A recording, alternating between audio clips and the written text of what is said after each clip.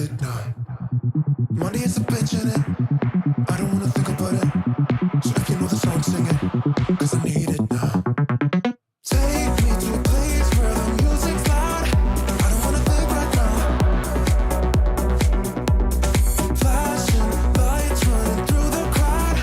I don't ever wanna stop. So let's get out. Let's get out. I got money in my pocket and I'm about to fucking drop it with you now. With you now. Tear the roof off every building. I know I'll be spending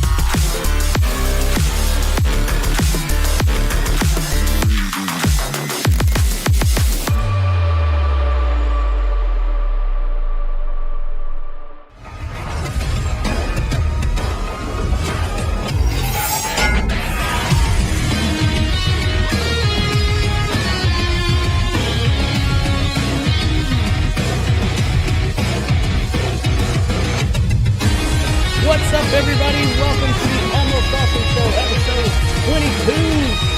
On this fine Saturday, I think you are all doing fantastically well. I am way behind. So this week's show, today's show, who knows how it's going to go. Hopefully it goes smooth, but I'm just woefully underprepared. I'll go ahead and let you know now. We don't have a lot to talk about today. Just a few things I was able to compile together. Not a whole lot going on in the entertainment world. Hopefully the things we do have to talk about will be interesting and entertaining, and we'll have some stuff to say about them. And when I say we, of course, I'm talking about myself, your host, Jake, from Jacob Anders Reviews. And also, our good friend of the show, as far as friend of the show, meaning he's on every episode, Nick from Movie Emporium, a.k.a. The Pleasure Emporium. How are you doing, That's Nick? right. I'm doing excellent. I'm excellent. I'm tired and weird, and the Pleasure Emporium keeps me up at night because it's very sticky. Oh, yeah. That's how we like our Pleasure Emporiums, is sticky. Oh, yeah. Well, you sir, I'm a bit jealous of you for two reasons today. Uh-oh. First of all, you saw a movie. Well, I guess you put your review out, so you can talk about it. You saw The Yeah. Munsters early. I was unable to. Not that I thought this was going to be a good movie, but it was a movie I wanted to talk about, probably how bad it is. Yep. I haven't watched your review yet because I've not seen the movie yet, but I plan on seeing it soon. That is one that you guys will get a review of next week or this coming week when it comes out from me. And also, you got to see Avatar. I did. 2009's Avatar in theaters, which I've did. seen, but this new one, I was not aware it has been remastered and updated and prettied up, and you got to see some of that Avatar Way of Water Yeah, footage that apparently Oh, is amazing. This is me for like 2.5 minutes that they played for. Dude, I don't want to spoil the scene for you. I don't know if you watched my video, which you probably did, but the scene you've been talking about this movie for a while, about James Cameron throwing his dick out on the table. This is like 2022 throwing your dick out on the table. This guy, the look of this movie is going to be a game changer. It's absolutely So in other words, it's he's going to do what he it's- always does and remind everybody that I'm James motherfucking Cameron. Because he waits so long between movies, everybody's like, it's like they forget. And then he Yeah. comes out with something, and they're like, "Oh, it won't be as good." Oh my god! So yeah. It's, And in even if fact, the movie's not great, you'll be like, "Holy shit! I just experienced something. I just Yeah. made love with James Cameron From- for his eyes, man." from a He- technical it's my- perspective, it looks Yeah. amazing. What I've seen the trailer in. I saw the trailer in. Well, actually, I saw the trailer on the internet first, like everybody else, and then I saw the trailer in a Well- theater, a regular theater, 2D. And then I saw, and I thought, okay, yeah, it looks cool. It looks cool. I was excited. I was already excited for it, so I was like, oh yeah, this looks Yeah. cool. But then I saw it in IMAX 3D, and that was like a whole different ball game right there. I was like, holy shit, this is fucking amazing. It took me back to 2009. That's the thing. Like, I was watching I said this in this video I put up, but I was watching the trailers, and you would think there would be the Avatar 2 trailer that would appear. You would think it would be obvious that the Avatar 2 trailer would appear, and it didn't. I'm like, that's fucking weird. And the movie's almost over. It's at the point where Jake is fighting the whatever his name is, and I get a text from somebody I know, and they're like, "Oh yeah, just wait, just say after the credits there's a thing." I'm like, okay, maybe it's James Cameron talking about the movie or something like that. Oh, so it's after No. the credits. It's not before. It's like they show like all the cool landscapes and stuff like that in the end credits, and then it goes, and now to look ahead to the future, and yeah, holy shit. That's Is all, it? Do you have to yeah. wait? Is it like a mid credit, or is it all the way? You have to wait till the very No, end? no, I think it's like a mid credit. You'll see, like it'll stop the music and it'll just say, "And now to the future of this okay, cool. franchise," and See, it that's- shows the clip. It I shows did- the clip, and it's As you know, I don't watch reviews and stuff of movies that I plan on reviewing, at least. If it's one I don't plan on reviewing, I'll watch it. But if I haven't seen a movie before I review it, I don't watch it because I don't want to be influenced. And plus, I just like to go in as blind as possible. I did watch your thing of this. So yeah, I mean, it's not going to change. I watched honestly. most. I missed the very end of it, but I watched like Right. 90% of your video. Yeah, it's not going to change how you feel after watching it, but you'll say the same thing I do. You're like, holy shit, this is game changing. I mean, it's not game changing in storytelling, but it's game changing in just the visual fidelity and work. So that's how I mean. We don't know about storytelling as of yet, but we're going to talk about Yeah. that maybe a little bit because it could be. It sounds like he's going the right route with storytelling, at least from a conceptual side of things. Anyway, yeah, check out Nick's channel, Pleasure Emporium. Got all kinds of movie Emporium, actually. All kinds of reviews and reactions and stuff over there. And mine, of course, where you're at right now. But with that, even though we don't have a whole lot to talk about today, let's go ahead and jump into the first bit of the day, per usual, and that would be news bits. Those little stories that aren't quite big enough for their own story, but we still want to talk about them. Don't want to forget about them. We want to give them a little bit of show them a little bit of love. And as I said, I'm not prepared this week. This is going to be hell to edit. Let's see. Okay, here we go. I've got them all pulled up here now. So this week's first little story, speaking of Avatar, James Cameron has been doing the rounds and talking about Avatar. Whoops. And talking about Avatar and, what... I'm just not on it. I keep hitting all the wrong buttons, but anyways, I think I got it right now. There we go. I got it all right now. He's been doing the rounds talking about Avatar and doing interviews and showing stuff and talking about stuff as we build up to the movie that's coming out, and of course the new movie that's coming out, and his older movie that just re-released, all prettied up. And he has come out and said that people that have watched Avatar at home, you haven't really seen Avatar. You've watched it, but you haven't seen Avatar. And he's more or less, he goes into a lot of different reasons behind what this comment means, but pretty much he's saying that Avatar is the quintessential theater experience. You need to go to a theater, a big ass screen, and see this movie and see it in its full 3D glory and all of that. And I just wanted to real quick get your thoughts on those comments, because we've heard a lot of directors and creators and filmmakers out there talk about how theater experience is the real way to see their movie and blah, blah, blah. And I do think that there are some movies that I prefer to see in theaters, but typically I don't know if I go as far as to say, well, if you haven't seen it in theaters, you haven't really seen it. I may be saying something like Dune. I'm like, man, you should totally see that in theaters. But if you've seen it at home, well, yeah, you've seen the movie. You can appreciate its majesty. But as far as Avatar goes, first Avatar, of course, what is your, now that because did you see it? You saw it back in 2009, right? Oh yeah, I saw it 3 or 4 times actually. Me too. Well, yeah. What are your thoughts on his comments? Do you think this is just more hyperbole that filmmakers go around talking, or is there any validity truly to this? Or what do you say? Like Christopher Nolan, James Cameron has this way about shooting his films that watching it in IMAX, watching it in the biggest screen possible is the way to watch it, because you miss things. James Cameron is so good at putting things in the background of his movies that you will miss if you watch it on the small screen. And I don't know if Fright has been to see Avatar in the theater before, but I know somebody I know, like I said, that texted me, said they never seen Avatar in the theater or seen Avatar period, which I thought was weird. But the thing about it is funny. The Avatar 2 clip that premiered at the theater is going to be on YouTube at some point. It's just the unfortunate nature of it. And I'm just here to say, watching that clip in IMAX and just watching Avatar in IMAX, there's something wholly unique and original about it, or not original, but wholly unique about it. It's like when I went to see Mission Impossible Ghost Protocol and they had the Dark Knight clip, the 6-minute opening.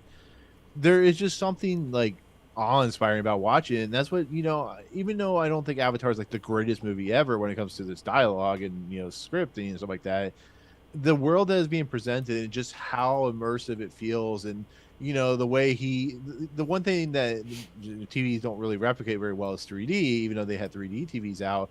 For instance, you'll be watching this movie like I did yesterday, and you get the depth. You get the computer screens have depth, the background has depth, and then you'll have if you remember the part where the tree falls down and it's just ash and stuff like that. The ash looks like it's actually right in front of you, and then the characters are in ahead of you. So there's just like an immersive experience about it. It's the same thing watching IMAX. Period. You know, you watch a full 6-story screen IMAX.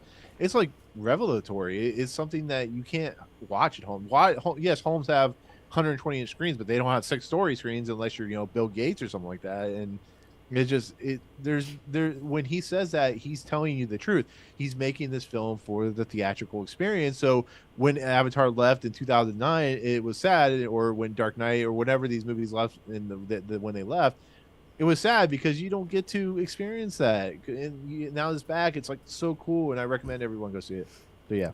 I absolutely agree. Now, while I haven't seen this remake, or not remake, this update, I'm gonna see that. Yeah, it looks good, by the way. It Yeah, looks like there is some motion smoothing, which I wasn't a big fan of, but it's definitely, you can tell that it's been technically upgraded. Well, I'm seeing it Tuesday. I wanted to see it Okay. yesterday, but I'm seeing it Tuesday. So times worked out. But I did see it. I saw it multiple times in 2009, and I can say I don't totally agree with that statement from a lot of filmmakers. Dune, that's one, man, that was an experience in theaters. But I still, like I said, I still believe if you've seen it at home, you can still appreciate the majesty of it all. Avatar is one of those very rare films, the first one at least, Yeah. that seeing it in a theater is almost a wholly different experience than seeing it at home. Now, I Yeah. don't have it anymore. I had a large 3D TV. It was a nice 3D TV. It did the active shutter 3D. It did very good 3D. And when it finally came out, I got the 3D version of Avatar and watched it. It was really good. It was the best home 3D experience you could get. But man, it's even when I would sit up close to the TV and watch it, it was a great experience. It still was not the theater. The theater experience, while everything else doing 3D is treating as a gimmick and having like things pop out at the screen at you and all that, Avatar doesn't do that. There's No, not it stuff it does popping what out. 3D is in. Yeah. Yeah, it does what 3D is intended for. Makes it immersive. It's depth. It makes the world feel like it goes on and on. Like when he's running through the forest and stuff, and it just feels like not coming out at you, but like you're right there and in that forest, and it's going by you. And it's hard. It sounds like, yeah. That's not that big a deal until you experience it that way. In a theater is where it is. Now, the first time I saw it, I didn't see it in IMAX. I don't even know if IMAX was really a thing like it is now when I saw it originally. So I can't speak to that. It was just on a large, regular screen. But man, there was something. It is a totally different fucking experience seeing that movie. It is a movie that was made for this big ass screen with the good 3D and seeing it. I enjoy the movie even in 2D. I enjoy the film. I know people have lobbed their criticisms, and any movie has its criticisms, but I still enjoy the movie. But man, 3D. It transcends being a movie and becomes a fucking experience. Even if you hate that movie story and you want to talk the Fern Gully stuff and all that, no one can deny that is just the movie's visual experience is just a sight to behold. It is something you can't get that full experience at home. So I do agree. This is one. Yeah. Take your ass out to theaters and see it. Let's get Avatar to 3 billion. So I'm really looking forward. I've seen this movie a bunch of times, so I'm really looking forward to seeing it again. 12, 13 years later now, 14, whatever, however many years later it is. Yeah. On the big screen, on an even bigger screen. And I did want to say it's been because I just learned yesterday that this is like an updated version. He like tweaked some of the effects and things like that, kind of like Peter Jackson did with his 4K restoration of Lord of the Rings, and which you need to do if you're going to have a VFX heavy movie and you're updating it to 4K and it wasn't already, because that's when the seams start to show. What is this? The version they're showing in theaters is the theatrical version, or is it the extended? Yeah. It's the theatrical version. It's the one you remember seeing. I personally wish they would have added in, like, especially the stuff with Jake at the beginning. Yes, that's the best. But stuff. yeah, but it's not like, when you start actually watching the movie, you kind of forget about the special edition. Sure, both versions were Yeah. great. The theatrical Yeah. version was really good, but that extended edition I thought was it just added more detail to a world you already enjoyed. Yeah. I mean, if you don't like Avatar, you ain't gonna like the extended version, but it's Well, not so the- transformative that it changes Yeah. the work, but it just adds more to it, and I thought it was really well done. Well, no, the funny thing is, even if he kind of tweaked it a little bit, and there's an article about him like talking about this and stuff like that, and how impressed he was by the updates.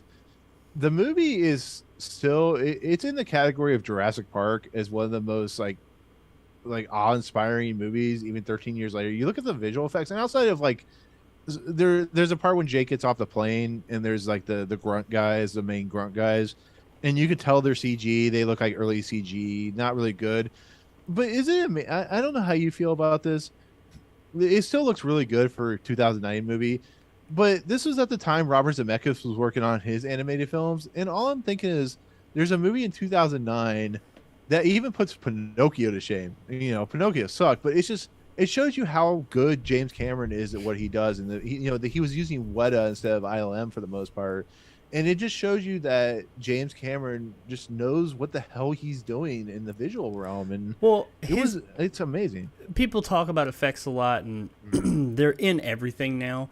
I think this movie puts Marvel movies to shame. They're kind of the Oh yeah, some people say dude, the it's benchmark crazy. for effects, but Marvel movies just have so many effects now that when you have a Marvel movie, because they're filmed on green screens practically now, when you have a Marvel movie that has a real background and people are running Yeah. around in it, all of a sudden that's when people start critiquing the effects more, because it's like they see the contrast of here's real life with effects thrown in, here's green screen, everything's effects except for this one person sometimes.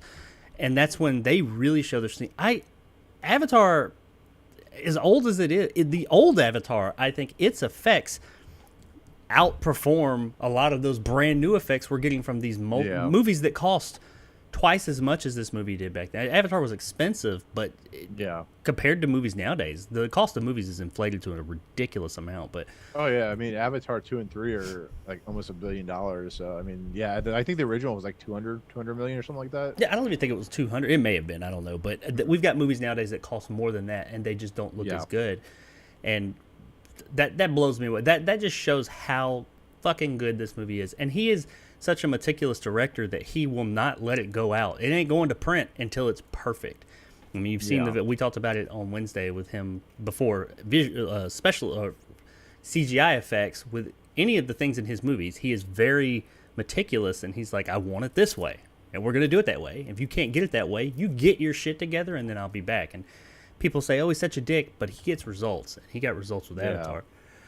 Now, They spent $9 million on the re-release, upgrading it. So I mean, that's $61 million less than they did with Zack Snyder's Justice League yeah, on its re-release. But anyway, also on the subject of Avatar, it has already come. Well, it's already out now here in the States, but as of this report here, it actually got released a bit early in some other territories. It is. I thought this was only coming out. Well, I hadn't really thought about it, but I thought it was mainly coming out here in the States. But no, it's coming out worldwide. The only place it's not coming re-releasing would be in China, because it just did that earlier this year. Also, I want to amend something. Last week I had said, or on Wednesday I had said, it earned $39 million. Its total run, I found another number. It was more like $60 million is what it earned. And I don't know how long it was out there. It wasn't a real long. It was a limited release as well, but it earned $60 million in China during the pandemic, just FYI. But it is releasing pretty much everywhere in the world, with the exception of China, because like I said, it already came out, and it released in a few small territories, at least a day early, maybe 2 days early, and it's doing impressive numbers already there. Now, when I say these numbers, you're going to be like, that's not really that much, especially when we're on the subject of what we talked about the other day with will this hit $3 billion, which it needs total $152 million from what it had prior to this report. So its re-releases earned $877,000 from its first screenings. So its first night, which Yeah. I think it was Thursday night or Wednesday night, something like that. Excuse me. And those, and you hear that and you're like, well, it's more money than I got, but that's not really a ton based on what we're used to hearing movies make, you know? Well, the territories that they're talking about would be Mexico, Hang on, no, I'm sorry, I said that wrong. That's where it's opening this week. Those are the Philippines, Belgium, Saudi Arabia, and I think Ireland. So these are all small markets, very small markets that aren't known for. I mean, you don't really hear about people how much money a movie made in Ireland and stuff like that very often. But these are very small markets that it released in, and in those small markets, it almost made $1 million in its first screenings, like its early screenings for that night. That's a lot. I mean, that's a lot for just those small markets. Now, I mean, if you threw America in here, then yeah, we'd be like, uh-oh, doesn't look good.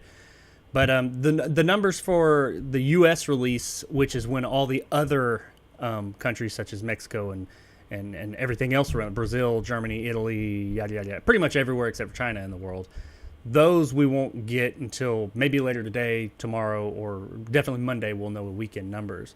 And I think that's going to be very telling as to how well this movie's going to do, and we'll have a much better idea as, will this movie hit that $3 billion mark? I feel like each show we're going to have is Avatar's road to $3 billion, if it's going to make it to that $3 billion mark.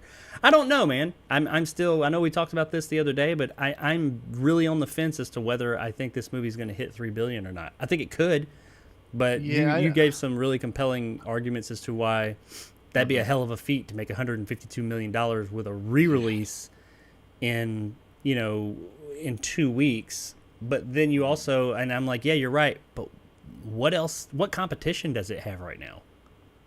It doesn't have much. The only problem is it's not in like 3,000 screens. That's the only reason I give that thing. But now, is that 3,000 U.S. screens, or is that 3,000 screens, period?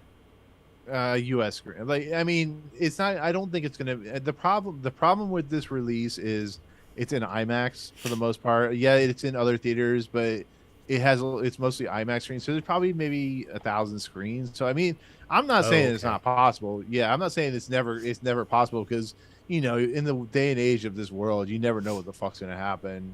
IMAX does cost more too, typically. So yes, it does. Yes, it really does. I meant to say also about it. Because it was laser projected, the one I saw, it had at least the clip I saw was high frame rate.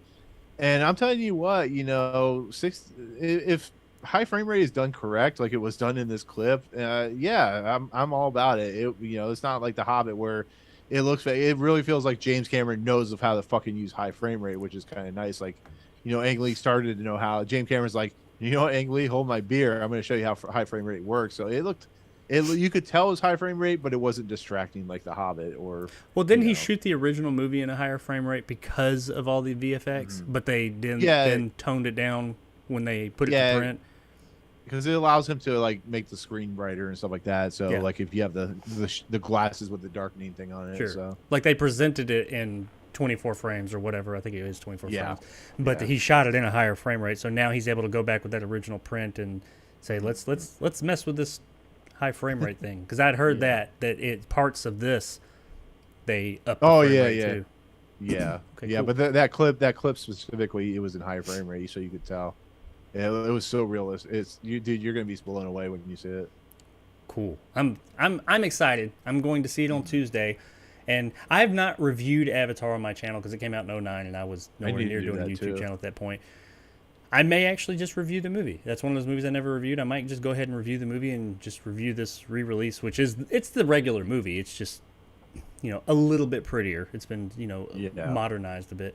So I might actually do an actual review of it. So we will see. But that's Avatar, ladies and gentlemen. Let us know in the comments below if you're looking forward to this re-release and if you're looking forward to Way of the Water, which comes out December 10th. Is it 10th or 20th? Yeah, December 10th. December 10th? No, it's 10th for England, 18th for us. So Christmas. Really? England's getting it before us?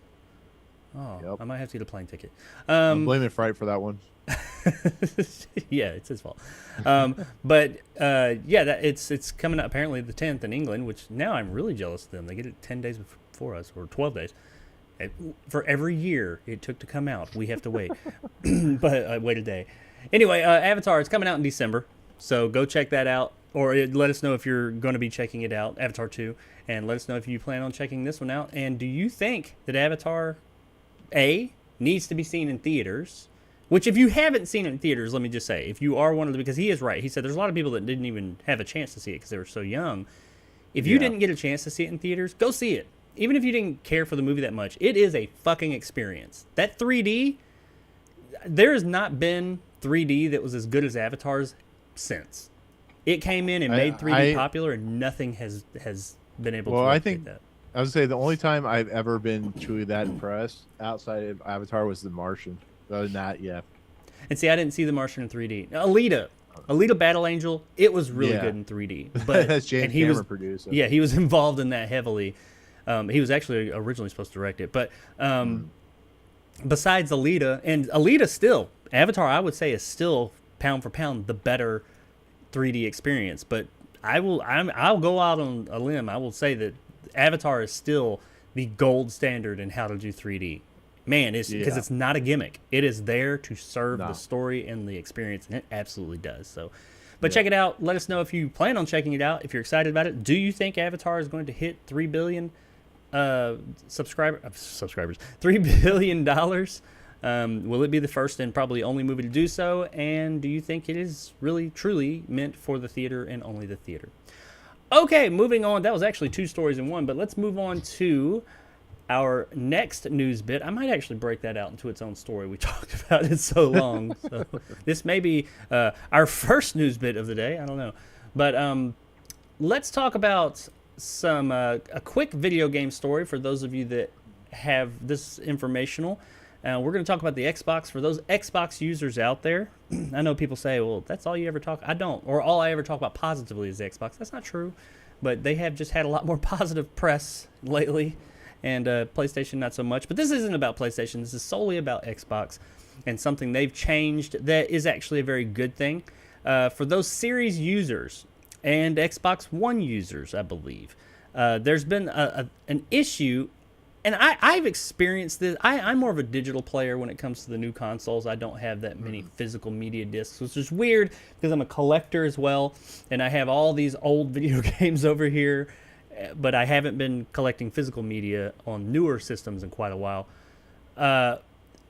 If you have a physical disc and you're unable to be online, if you're offline, people have had issues playing their physical disc games. That's been a big point of contention. And that's been an issue on multiple consoles, but especially on the Xbox, with their ecosystem.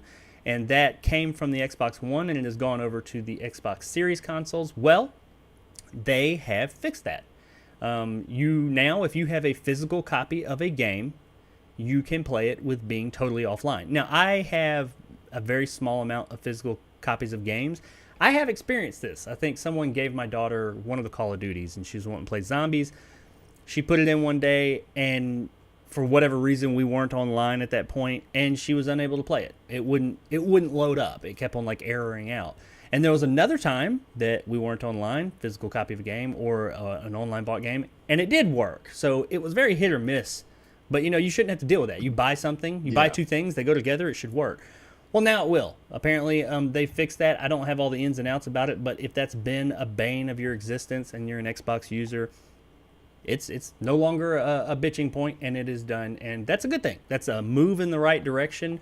They've been making a lot of moves in the right direction, so I'm happy that because this has been an old problem, that they finally got this taken care of. Nick, I know that you had a PlayStation 5. I don't think you do anymore, and as far as Xbox, I know you're a Game Pass user, but do you have a Xbox of any sort? No, I mean, I've had everything but the Series X or S, just because the fact that I can play most of them on PC, I just didn't feel like I needed one of those consoles. So no, I haven't had those yet. I gotcha. I mean, I have a Series X, but yeah, you're right. Having most, if not everything, on PC does make it kind of convenient. But I like sitting in my living room playing them sometimes too. No, But yeah, I think this is a good thing. I don't think anybody could make this out to be a negative. I'm sure there's somebody out there because the haters on both sides, they tend to do that.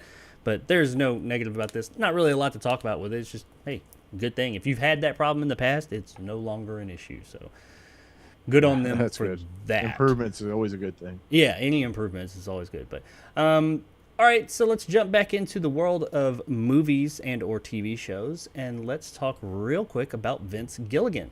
We talked about Mr. Gilligan, who is the creator of Breaking Bad, Better Call Saul, some other stuff. Those, of course, are his biggest ones, especially Breaking Bad. We reported a couple of weeks ago that his next show he is working on and shopping around right now is going to be a sci-fi show. Not sci-fi channel, but a science fiction story. That'd be great if it was sci-fi. But Yeah, right. well, he has landed a place that it's going to be, and that would be Apple TV. Vince Gilligan's next series lands on Apple TV with Better Call Saul actress Rhea Seehorn. Now, I've never watched Better Call Saul. I loved Breaking Bad, but I just haven't. I'll probably binge watch Better Call Saul because I know it just ended. I heard it's fantastic. So I don't know who that woman You is. have no idea. But there's not like a lot more information about the show besides what we already knew, that it's a science fiction. It's gonna, a bit high concept, but it is not gonna be as science fiction as some things. It's gonna be more character driven. There's not gonna be an anti-hero this time, which his shows have been very big on anti-heroes. It's gonna be non-anti-hero in a sci-fi world, but it is still gonna deal heavily with characters. So that sounds interesting to me. And he also said he's willing to go back to the Breaking Bad world if this tanks, because he's got to make, ends meet. But it's going to be coming to Apple TV. I don't have Apple TV, which I know it's not just Apple. It's a service now. It used to be an actual physical TV. And you had to have like that. I guess you had to have that for it. Now it's just like a streaming service pretty much. I don't have that. And I know more people that don't have it than do. I don't know if this is a great.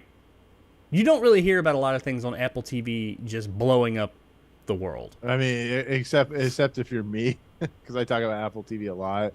Yeah. But well, yeah, but in general, no, it's a service that's only like $5 a month, so it's definitely worth it. And the two shows I'll recommend are, of course, Severance and, of course, Ted Lasso. I do hear a lot about Ted Lasso. I didn't realize that was on Apple TV. So yeah, Ted Lasso, yeah. I hear a lot of people talk about. But beyond that, I don't hear people talk about, hey, let's Apple TV and chill for the night. It's just they just don't hear about it. So do you think this is a good move for him to put his show over there, or it sounds like it's good for Apple? Yeah. Oh yeah, it's definitely good for Apple. Vince Gilligan's one of the biggest creators right now.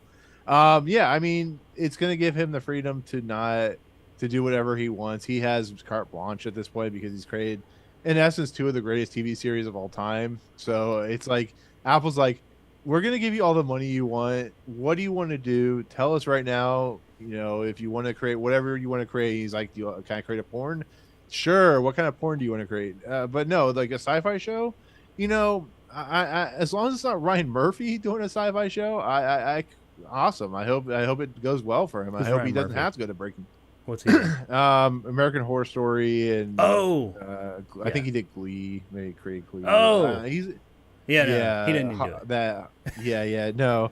But like there's another sci-fi show on Apple TV called For All Mankind, which is supposed to be really good. But I look at it this way: even if the show's terrible, please don't go back to Breaking Bad. You finished your story. You've done all your characters' conclusions. Better Call Saul, I didn't think would work, and actually worked better almost than Breaking Bad sometimes. But the series is done. Do whatever you want to do. You are in the same vein as like any great creator. You're the Cheers of this world where you can just do whatever the fuck you want now and just go do it. Just even if it fails, you have carte blanche for pretty much the rest of your life to do whatever the fuck you want. And I'm excited for this just for that reason. Rhea Seehorn was amazing in Better Call Saul. He will. He already said it. If this tanks, he said, I got to make money, so I'll go back to the Breaking Bad universe. He might not do Breaking Bad, but kind of like Better Call Saul did.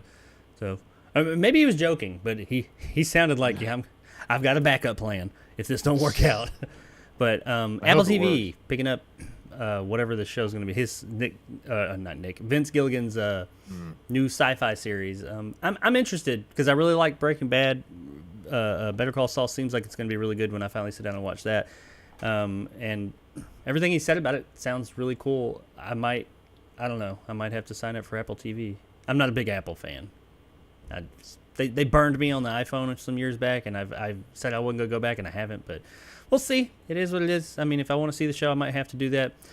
Maybe this will bolster their subscription to where they can become an actual player in that market of streaming That's what everybody wants to do. Let us know in the comments below what you think. Are you looking forward to Vince Gilligan's new show? And do you think Apple TV was the right place for him to go? Clearly, he did. They offered him the right amount of money. And I guess on Apple TV, he will have... I know Breaking Bad was able to show a lot, but it was still confined to television. They still had things they couldn't do. Apple TV's just kind of open season, isn't it? I mean, they don't. No, have, outside of like showing actual murder and shit like that, I mean, they're pretty much. Well, yeah, but I mean, like they can show R-rated content, if you will. Yeah, they can show tits and ass and say curse words and everything you imagine they'll do. So a good dose of the old ultra violence. All right, well, so I don't know if that bodes well for a show or not, but hey, at least we know there's no, like you said, no limitations there. But let us know in the comments below if you guys are looking forward to Vince Gilligan's new show on Apple TV, and if you are an Apple TV user, what do you think of Apple TV? Because I am not one, and I hear Nick talk about it all the time, so I might have to check it out. You told me that show Severance. I need to check that out. So maybe one day I'll make the jump. Okie dokie. Pierce Brosnan. We all like Pierce Brosnan. How can you not like Pierce Brosnan? He's like, that old uncle. Not like a granddad, not like a dad. He's like that cool uncle you got. He's just super dapper and suave. He was James Bond. And that's what we're going to talk about. His James Bond days. Not his James Bond days, but his relation to James Bond. As many of you know, Daniel Craig is no longer James Bond. He bowed out in No Time to Die in more ways than once. We're not going to talk about that. More ways than one. But they're looking for a new Bond, and lots of people are talking about who will play the next James Bond. That's what's on the tip of everybody's mouth or tongue right now, apparently. We've already talked about Idris Elba, and he said, I ain't the guy. That's been a long-running rumor, and he just put the kibosh on that, said, no, don't want to do it.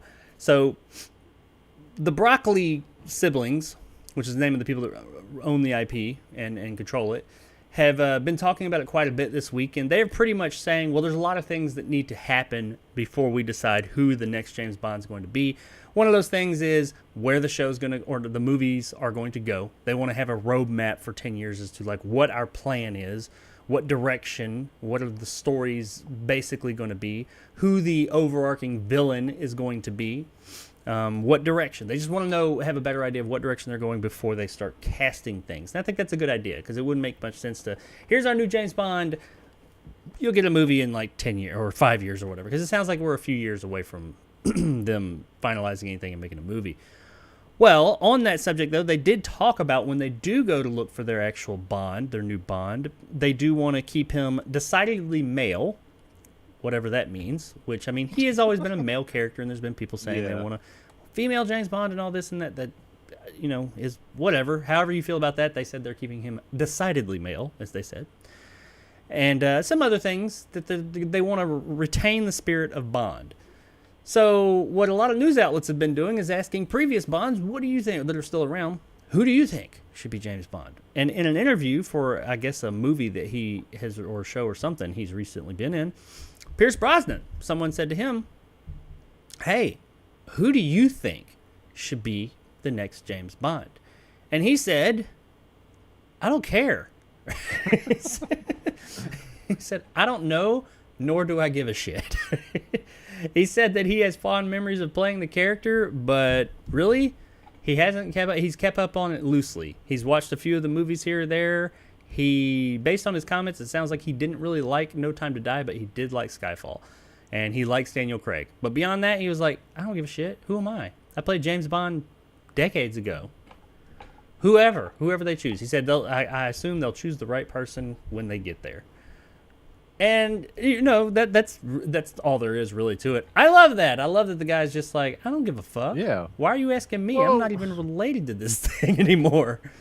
The best things I've ever heard from actors say, they're like, dude, it was just a fucking role, man. It's just like, Pierce Brosnan is now playing Dr. Fate in Black Adam. After he gets finished playing that role, he ain't gonna give a shit about DC. It's like, He's like who Michael was it that doesn't even know he's in a fucking Marvel movie. It's like, I think people, I know they're reaching for headlines because it's a new Bond character. Pierce Brosnan played Bond, but these actors, you see in Daniel Craig's face when he talks about it, it's like, they paid me a shit ton of money. I played a character. Yes, he's popular, but I move on with my career. Now I'm being fucking paid $100 million to play, Agatha Christie or Hercule Poirot type characters. It's just like, why? When I go to talk to Pierce Brosnan, I'm not going to talk about fucking Bond. I'm going to ask him like about his new movie or some shit because that's all he's there to talk about. You don't give a shit about Bond. Yes, he played Bond and they paid him a lot of money, but it's like, if you were to ask like Roger Moore, maybe he'd care. But Pierce Brosnan's like, it was a role. I did some shitty fucking Bond movies, and I moved on with my life. And you guys, I was the Bond who had BMWs instead of Aston Martins. Yeah, I was the one that had like, invincibility and fucking whatever the hell else he had in that Day After Die Another Day movie. But it frustrates me because I know they're reaching for headlines, but it's just like. Talk about Black Adam. Talk about what he's currently doing because that's what he's being paid for. If like it's something that he truly believes in or something that truly like passionate about, he'll talk about that. But most of the time when you go into these interview processes, most of the time they're like, "Don't even ask him about that because he don't give a shit." I don't understand why they do this. And, understandably so. After that Black Adam trailer, I don't think anybody gives a shit about Black Adam. But well, don't get me started on that. Yeah, don't get me started on that garbage. Might be a great movie. I don't know, but. I wasn't. I saw the trailer. I was like, I like the Rock. Tired of them talking about it. But hey, yeah, there's the I'm not even going to sit here and speculate on who should or will or could be James Bond. I don't. Yeah, no one gives a shit. Like knows? whoever plays James Bond next, they're gonna shit on and bitch about, and then everybody's gonna love him. So fuck it. Who gives a shit? That's how it usually works. But fucking Kathy Bates in there. Kathy Bates is Jane Bond, but no, what was her name from Misery? Oh shit, I can't. Annie Wilkes. Annie Bond. Actually, put Randy Quaid in there in his like crazy days. Yes, beard. Crazy Bond. Yeah, do something different. Just tear the light the world on fire. But anyway, let us know in the comments below what you think about Pierce Brosnan's comments on James Bond that he just does not give a shit. I mean, he wasn't mean about it. He was because he had more comments and he was. Yeah, but that was a very initial comment. Yeah. I don't care. But then he was like, I played that part. I don't know. I'm not involved in that. So I wish whoever they pick well. I wish more people would be honest. I don't give a fuck. Be Bruce Willis. Yeah. Why are you asking me this fucking question? Or like, what was his Michael Keaton on the whole Batgirl thing? He was like, it's a business decision, and I assume it was a good one on the Batgirl thing. And yeah. Anyway, let us know what you think about that. And if you have an idea who you think the next James Bond should be, I guess drop that in the comments below as well for us to discuss. Alrighty, speaking of, there's no way to segue into this next one. I told you guys I was underprepared this week, but The Crow, the movie The Crow, Brandon Lee, the movie that he unfortunately passed away on, that was actually really good, but I still till this day, and I enjoy The Crow, I like The Crow, but I still till this day say that movie is as popular as it is and famous as it is because of all that surrounded it, of him dying in the making of it. It was still a good film. I think that it probably still would have been fairly successful, but I do not think it would have had the legacy it has had Brandon Lee not passed away on it. Now, depended on what he would have ended up being able to do moving forward, but that's what really cemented that movie as a classic and gave it its staying power. Well, they're remaking it. They've been talking about remaking the fucking Crow. Yeah. For a long time. Jason Momoa is going to be the Crow at one point. You can even find pictures of him with the makeup and everything, and all that. So this is nothing new, but apparently it's finally getting the go-ahead, and it will. We don't know anything about it as far as story-wise. We just know it is a remake or a retelling of the original story. And it's going to be, they have a director and a couple of actors. It looks like the director will be Snow White and the Huntsman's director Rupert Sanders. And Bill Skarsgård is going to be taking on the role of Eric Draven, a.k.a. the Crow. While FKA Twigs, isn't that the chick that Shia LaBeouf supposedly was beaten on or did something to?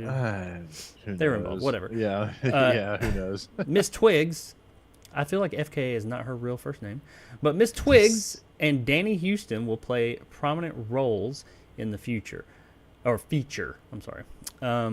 that's really all we got on it right now. It sounds like it is going to be some type of remake or redo or something of the original film, maybe the comic. It's a redo. It's not a sequel, in other words. But it is actually coming. They are working on it right now. They have people involved and all that. So we're finally getting this Crow. Do we care, Nick? Is this a good thing? Bill Skarsgård, Pennywise is going to be the Crow. He's putting the makeup on again. What do you think? I don't know. I mean, I like that original Crow movie. It's perfectly all right. It kind of sucks the whole history behind it, but it's like, I don't know. I mean, Bill Skarsgård, he was good in Barbarian. He was good as It. I don't fucking. River Sanders sucks as a director, by the way. He's the one that actually, I think, with Kristen Stewart, the whole big fiasco with him. But What fiasco with Kristen Stewart? I'm not familiar with that. I saw the Huntsman movie. Yeah, it was something to do with like she ended up dating him. It broke up a marriage or some shit. I don't know. Oh, kind of like the Don't Worry, Darling. Yeah, exactly. But did she spit on him later on? That's the question. I don't know. Maybe. That's the question now, whether some people have been spit on still. Anyway. Well, I'm going to hot take real quick. I'm going to say Snow White and the Huntsman, I didn't hate it. I've only seen it once. It's better than that sequel or prequel or whatever it was. Well, I thought it was fine. I didn't think it was like, oh, man, this is amazing. But for what it was, I was like, it's fine. I was entertained with that. I won't watch it again, but fine. I was solid with it. It was solid. Sounds like you didn't really care for it. Yeah, no, I mean, it was fine. I mean, it wasn't the worst thing I've ever seen. The sequel, though, or the prequel, or whatever it was. Anyways, I don't even remember that. I know it happened. It was, it was purely with Chris Hemsworth. It was called The Huntsman or some shit. It was, I don't know, Crow. Crow movies are they're weird. I don't know if this will be any good. I'm sorry. Hang on just a minute, okay? Hang on. I got to put you guys on pause for just a second. I'll be right back. Yeah, I'll be right back. Okay.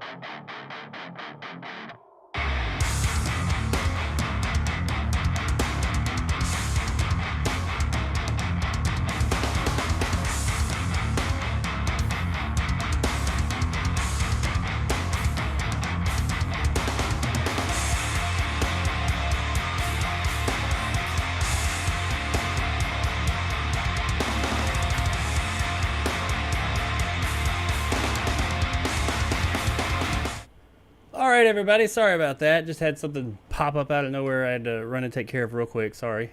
Just how things work out sometimes. But anyway, where were we? We were talking about The Crow, I believe, and you were telling us. I didn't care. No, I'm like, cool. You know, maybe it'll come out. Maybe I'll watch it.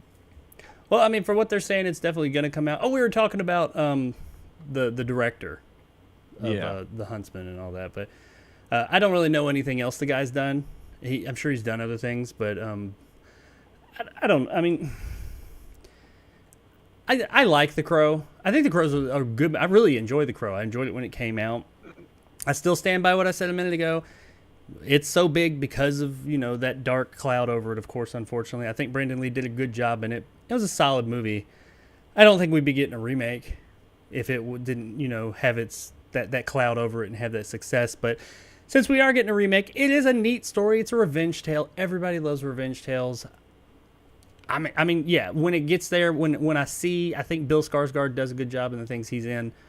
I'll be interested to see. I'm not super excited about this as of now, but we'll see when we get our first trailer, which is probably a ways away right now because, you know, they haven't even started filming anything. So, sure, let us know though. Are you super hyped for The Crow remake with Pennywise, and what you how you think it's going to be? And FKA Twit. Why would you fucking name yourself FK? What does that mean? I don't even know who this person. I've heard her name. I don't even know who she is. I just know she was linked to Shia LaBeouf. FKA Twit. That doesn't even roll off the tongue right. Jesus Christ. Have a real name. Anyway, The Crow. Let us know what you think. And if you're looking forward to this remake coming soon. I will say Jason Momoa looked pretty cool as The Crow in those little pictures they did of him. But whatever. Alrighty. Brandon Cronenberg. Baby Cronenberg. Mm-hmm. He's got a new movie coming out. Infinity Pool is what it's called. Yep. And it has been rated. It's done. It's cut. It is ready to release. I don't have a release date for it. Well, I guess they don't either after this story. But it has received its MPAA rating, and that would be the dreaded NC-17, a.k.a. Rated X. Actually, those are two different ratings, but NC-17 pretty much took over the Rated X rating. So, what to do? Well, if you've seen Baby Cronenberg's previous efforts, especially Possessor, you'll know he's not afraid to put a movie out there with some NC-17 stuff. I think Possessor actually came out as unrated. There was an R-rated cut and then the unrated version. But it looks like the studio, which is, I think, A24? Is it A20? Not A24. Who is producing this thing? This is what happens when I'm not prepared. Or Studio Canal, something like that. It's one of those types of studios. They are planning on not cutting. They don't want to cut the movie. They don't want to cut stuff out of it. They want to appeal the rating to the MPAA. So as of right now, they're appealing it. Now, apparently the MPAA has been on kind of a spree of giving things. Well, they say a spree of giving things NC-17 because there was Blonde before this and this. I don't know if that considers it a spree. Unless there's some other stuff I'm not aware of, but they're calling it a spree. But it sounds like people are just putting shit out there with lots of TNA and, you know, dicks wagging on screen and stuff like that. But his apparently was given that for graphic violence and sexual content. Probably the graphic violence, because that motherfucker can make some graphic-ass violence. If you saw Possessor, I am not squeamish in the slightest, but there were scenes in that movie. Look at my review of it. And it was one of the best movies of that year. I may have said it was the best. There were scenes in that movie that I looked away. I was just kind of, oh man, because in the unrated version, they are fucking graphic, but like real, like stomach churning. There's some tough shit to see in that fucking movie, man. That's a fantastic movie. Check it out. Unrated version. So I have it probably deserves the NC-17, honestly, if it's anything like Possessor. But apparently Infinity Pool stars Pearl's star Mia Goth and harbors dark secrets behind its wall. Wait a minute. Oops. And Alexander Skarsgård, I skipped a line, and tells the story of a rich couple who vacation in a luxury resort that harbors dark secrets beyond its walls. whatever that means. But Mia Goth is just being in all the weird horror movies this year, so good for her. Anyway, I'm looking forward to this. I hope they are able to. I hope either A, they're able to appeal it and get it dropped down to an R rating, or B, they just say fuck it and release it as NC-17. But I don't think this is a streaming movie. This is coming to theaters. So a lot of theaters will not play NC-17 movies. So that could be that's kind of a death sentence. I tried to find Blonde playing in any theater, and the only one that plays is like a 45-minute drive from here. Yeah, like art house. I'll just wait for. Yeah, AMC, I'll just wait for Netflix. Regal, they're not going to play it if it's NC-17. Yeah. It's kind of like with Microsoft, Sony, and Nintendo and MA, right? Or not MA, AO games. They just won't do it, which I think is bullshit. Just fucking put it out there. I mean, that's I don't know. I feel like that's hobbling creativity to a degree, but whatever. Some people, I guess, would just say it's keeping smut out of the use of America. But yeah, I hope, my point is this, I hope I'm able to see this movie in its intended version. I don't want to get a nerfed version of it. And that's why I was happy to see that Possessor actually released both versions, unrated and rated. Because that's what's weird about these chains. They will not release an NC-17 related movie, or NC-17 rated movie, but I have seen them release unrated movies. What the fuck? Maybe not wide release, but I have seen theaters like the major chains have an unrated version of a movie come out, that just doesn't make sense to me. I mean, it could be NC-17. I mean, it could be G, but who knows? Anyway, let us know if you're excited about Brandon Cronenberg's upcoming Infinity Pool, his newest film, and also, do you want to see some of that NC-17 goodness? Because chances are it's not just about sexuality. It's mostly fucking graphic violence. Because Jesus Christ, that dude can film some graphic violence. It was great, but oh my God, it'll turn your stomach, and I got a fucking ironclad stomach. Damn, that movie was tough. Watch it. Possessor. Fucking amazing movie. All right, on to our last story of the day. This one, sad-ish, I guess. But apparently it's already happened, and we didn't know it. Some people did. James Earl Jones, iconic actor. One of the things he's most iconic for is he is the voice of Darth Vader. Lord Vader. He is the voice of him. Has been since his inception, back in the day. Well, he is retiring, stepping away from voicing Darth Vader. I know. Oh no! I won't watch anything else Star Wars with Darth Vader in it. Well, apparently he'd already done this because he did not. Yeah. My understanding, he did not do the voice of Darth Vader in Star Wars Obi-Wan. He had already stepped away from the role, and they used modulated AI or something to do his voice. I don't know. But so you've already experienced, well, if you keep up with more recent Star Wars things with Darth Vader in it, you've already experienced that. Me, myself, personally, I'm like, okay, I mean, yeah, that sucks. He does have a very distinct voice, and he is Darth Vader. But, I mean, the guy's 91 years old.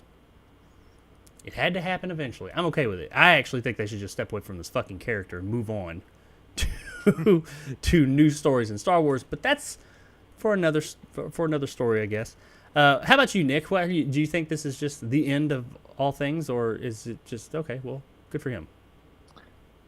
Well, Jacob, yeah, let's give a second for James Earl Jones actually wanting to finish out his life not doing Darth Vader.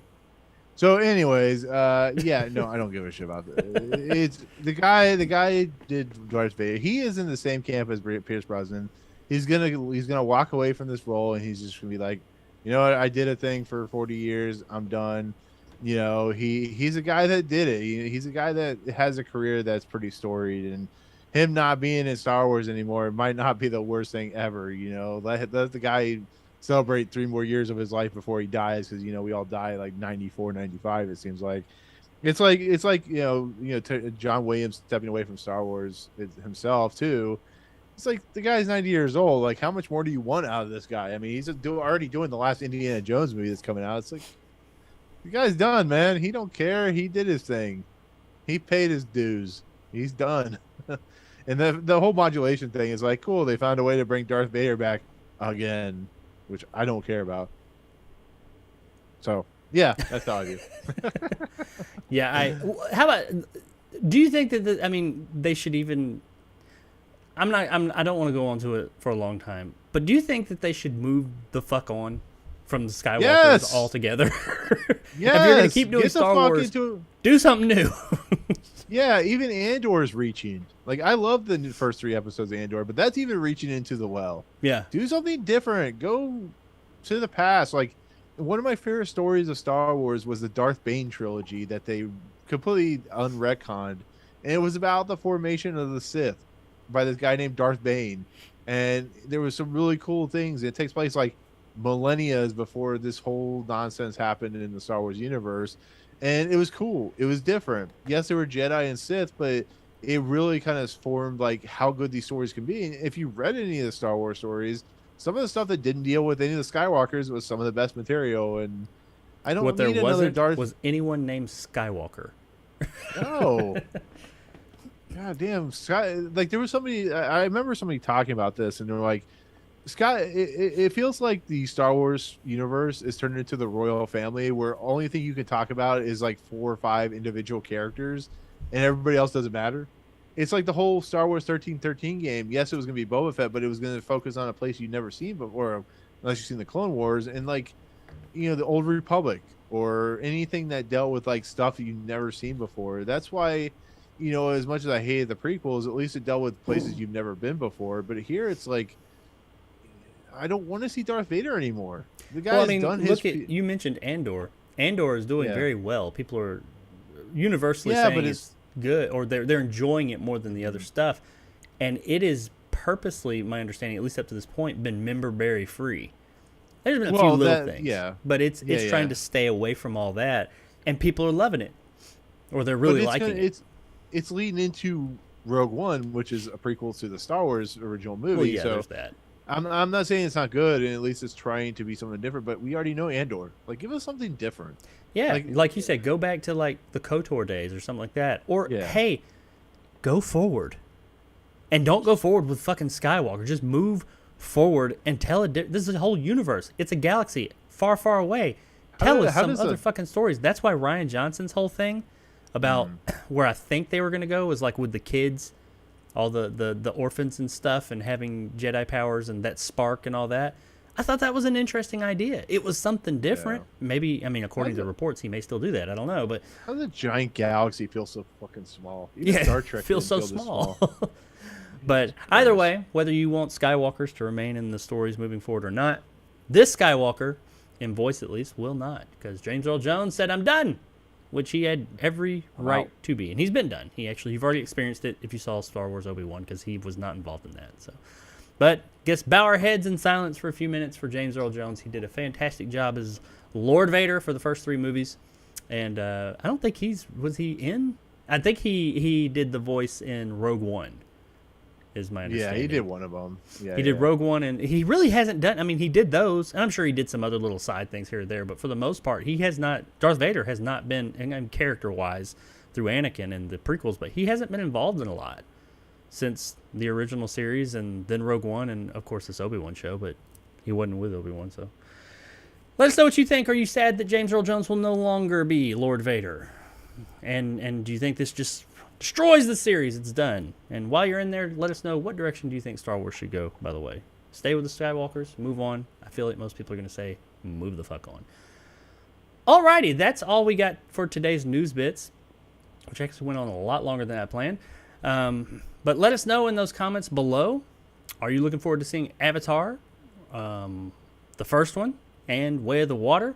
Vince Gilligan's next show, landing on Apple TV. Do you think that's a good idea? Pierce Bronson says, I don't give a shit who the hell James Bond is. The Crow reboot. Do we care? Brandon Cronenberg, NC-17 being a naughty boy, and of course James Earl Jones no longer being Lord Vader. Let us know in the comments below. Okie doke, let's jump into these few. I've only got 5 stories to talk about today, and none of them are big. FYI. No big ones to talk about. Let me pull these up here. As I said, woefully underprepared. I don't see us talking a long time about it, but we've already talked a long time about that other stuff. Okay, here we go. Alrighty. Our first story of the day. We're speaking of James Bond, like we just did, but probably like 20 minutes ago we did. There it is. James Bond. And the search of who James Bond will be. We did touch on this a few minutes ago in News Bits. For more money. But I wanted to jump into it and maybe focus on it just a bit for a moment. Who will James Bond be? We've already kind of looked at that. But it's more, this is talking about the direction they want James Bond and 007 to go. And it's actually saying that they want to get a James Bond that is willing to commit for at least a decade. Now, that sounds kind of crazy, but if you look at it, with the exception of, what's his name? Not Tomorrow. Yeah, you're talking about George Timothy Lazenby. Dalton. With the exception of Timothy Dalton, most of the Bonds have committed for about a decade. I mean, Daniel Craig started in, what, 2004? Five or six, somewhere around there. And now it's 2022 or 1 or whatever is when his last movie came out. So, yeah, they're committed for that long. I know he didn't want to be. But, yeah, they're saying they want somebody to be committed for a year. Of course, Idris Elba will not be that person. They say that the movie is going to be a couple of years off. And when we cast Bond, it's a 10 to 12-year commitment. So we're probably thinking, do I really want that thing? Not everybody wants to do that. It was hard enough getting Daniel Craig to do it. And he was in his early 30s at the time. Now, they haven't said, like, what age person they're looking for or anything. They have said, though, before they do that, they want to figure out who the villain is going to be, who James Bond is going to be fighting. Now, I've seen all the James Bond movies, but I'm not going to sit here and say that, like, off the top of my head, I'm as versed. I couldn't sit there and come up with a bunch of, I mean, I know Goldfinger, I know Blofeld. Yeah, that's off the top of my head, except for the newer ones. His iconic villains, I'm not as familiar with them. You got, like, Jaws, and they're like side villains, though. Yeah. They said, when we get to the point like we are now, we have to think about the trajectory of the Bond films and the storylines and where we want to take them. So that's really the main focus at the beginning. Once we have a sense of where we want to go, then we'll start thinking about casting. So, and they also said we always sit down with our writers and start by thinking about what is the world afraid of. We start by thinking about who is the Bond villain. And when they say villain, I think that they do mean specifically who that villain will be name-wise, but they're also talking about what is the thing that we're scared of. And they elaborated on that here. We try to focus on that as a sort of uber story. And then we want to also look at Bond's emotional life and what he'll be facing personally that he hasn't had to deal with before. So he has two big issues in the films. One is the geopolitical, and one is the other. Oh, and the other is the personal note. Such as like when Casino Royale came out, terrorism with 9/11 and everything was a big deal. So they had Lashif, who was a terrorist, or he worked for terrorists or something like that. And then with the newest one, it was, pandemic and stuff like that, and diseases. And this guy was dealing with diseases, et cetera, et cetera. I guess the questions here is, do you think, Nick, and I don't know how versed you are with James Bond or 007 and the lore and the villains they have, is there a villain you think that would fit well with this new era? Of course, having to be updated. And also, what direction do you think the overarching, like, what will be the thing? Will it be terrorism? Will it be, what do you have any ideas of what you think the thing could be, the theme, rather, moving forward with this new James Bond era? I think the new era will be involving James Bond trying to find a house that's affordable. I mean, what? He's gonna fight apartment companies or housing companies. He's gonna be the housing market. That's the villain. Exactly. We're gonna get Inflation. M. Bison from the Chun-Li movie, who's a housing development. Yes, crossover bitches. He's gonna be dealing with how much it costs for him to go to the grocery store. Inflation. Inflation I is don't the know. villain.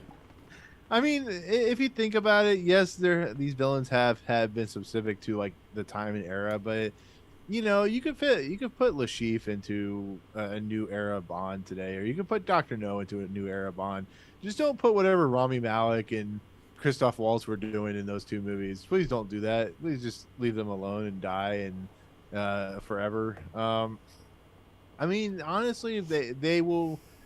It's just they have to adapt to them. They could use any characters. They bring back Jaws for all I care. I mean, it's not really a specific character because these characters can be adapted and upgraded, and I mean, I don't know. They're not gonna have like Goldfinger stealing gold out of Fort Knox because that seems kind of dated. But look what they did with like Die Hard. Die Hard 1 was them trying to steal gold. Die Hard 4 was about them trying to burn down the internet with a fire sale. It's just like I'm sure they can figure out a way to, even if it's new characters or something like that. There's not really a character that they couldn't update and stuff for them. I think they should do none of that shit. not from what you're saying. Have Bond fight himself, Nega Bond. Oh God, double impact. No, I think. Now hear me out. Craziness, I know. Do something fucking new. Stop looking back. You did something great back then. Look at the Daniel Craig era. Let's look at those real quick. What are the most popular Daniel Craig Bond movies? The ones that most people say are the best ones. You got Casino Royale, Skyfall. That's it. You got those two. The other three. I know you like No Time to Die as well. The which one? No Time to Die. Didn't you like that one? That's the second one, right? No, that's the last one. Oh, No Time to Die. I thought it was fine. I didn't love it. I didn't hate it. It was. I did not like the way they ended it, but that's just. I think that's a very divisive ending. But I thought it was fine. It wasn't. But it was the better of those other three. I would say it's the third best in what we've got. I loved Casino Royale. I loved Skyfall. And the other ones are all kind of like. Spectre was the worst. I don't know. Quantum of Solace is pretty bad. Spectre is just too long and boring. Yeah, Spectre is just very boring. Well, that's the thing about Spectre was just so damn boring. The Spectre and Quantum of Solace are kind of like this, and then No Time to Die is kind of just like, hey, I'm in that same group as you two, but I'm at least better. So I'm better than you. I'm not boring, but nothing really great. My point is this: the two movies. And I guess Quantum of Solace too, so that may debunk my theory. But those two movies that are thought the most highly of, they deal with new things. They are not linked or bringing back something old from the old movies. Besides, some member berries. But I mean, they're not bringing back old villains. They're not bringing back all that stuff. They're dealing with Casino Royale had Lashif. It was like a new deal. It was all new James Bond. And then Skyfall. New villain, whole new thing, exploring some of his background and stuff like that. Now, they eventually later on retconned some of that and made it linked to it, like with Spectre. But the ones that try to link it to the older movie or the older movies or older villains or something, Spectre, No Time to Die even to a degree, because it was still centered around Spectre and the Spectre organization. Those are the ones nobody likes because those movies, those villains had their time. Do something new. Create your new Blofeld, your new Goldfinger, your new Spectre. Create the new ones. Just move forward and do something fresh. That's kind of what Austin Powers was making fun of. It was making fun of the fact that it's the same tropes over and over and over. Like, I think the only thing that worked with No Time to Die is the fact that he wasn't betting 6,000 women and all the gadgets. So, that's the only thing I liked about outside of Spectre, who brought back some of these gadgets. It was like a more toned down James Bond that felt more realistic. I don't need fucking Pierce Brosnan James Bond or Roger Moore James Bond or to an extent Sean Connery's James Bond. I need something that feels fresh and new and just doesn't feel like going to the well, because when you go to the well and you just create the same character over and over, it becomes stale. I mean, I think one of the best Bond movies was the George Lazenby movie, because it tried something different and it felt different. And yes, or if you're going to do that, if you're going to try and lean into one of those, go full Roger Moore. I mean, if you're going to do it, go full camp and just have a full, if you're going to do that. Or go the more realistic route, which is kind of what they did with Daniel Craig's Bond, I think, is they were kind of taking it back there. I don't mind that. I like that aesthetic. I'm cool with that.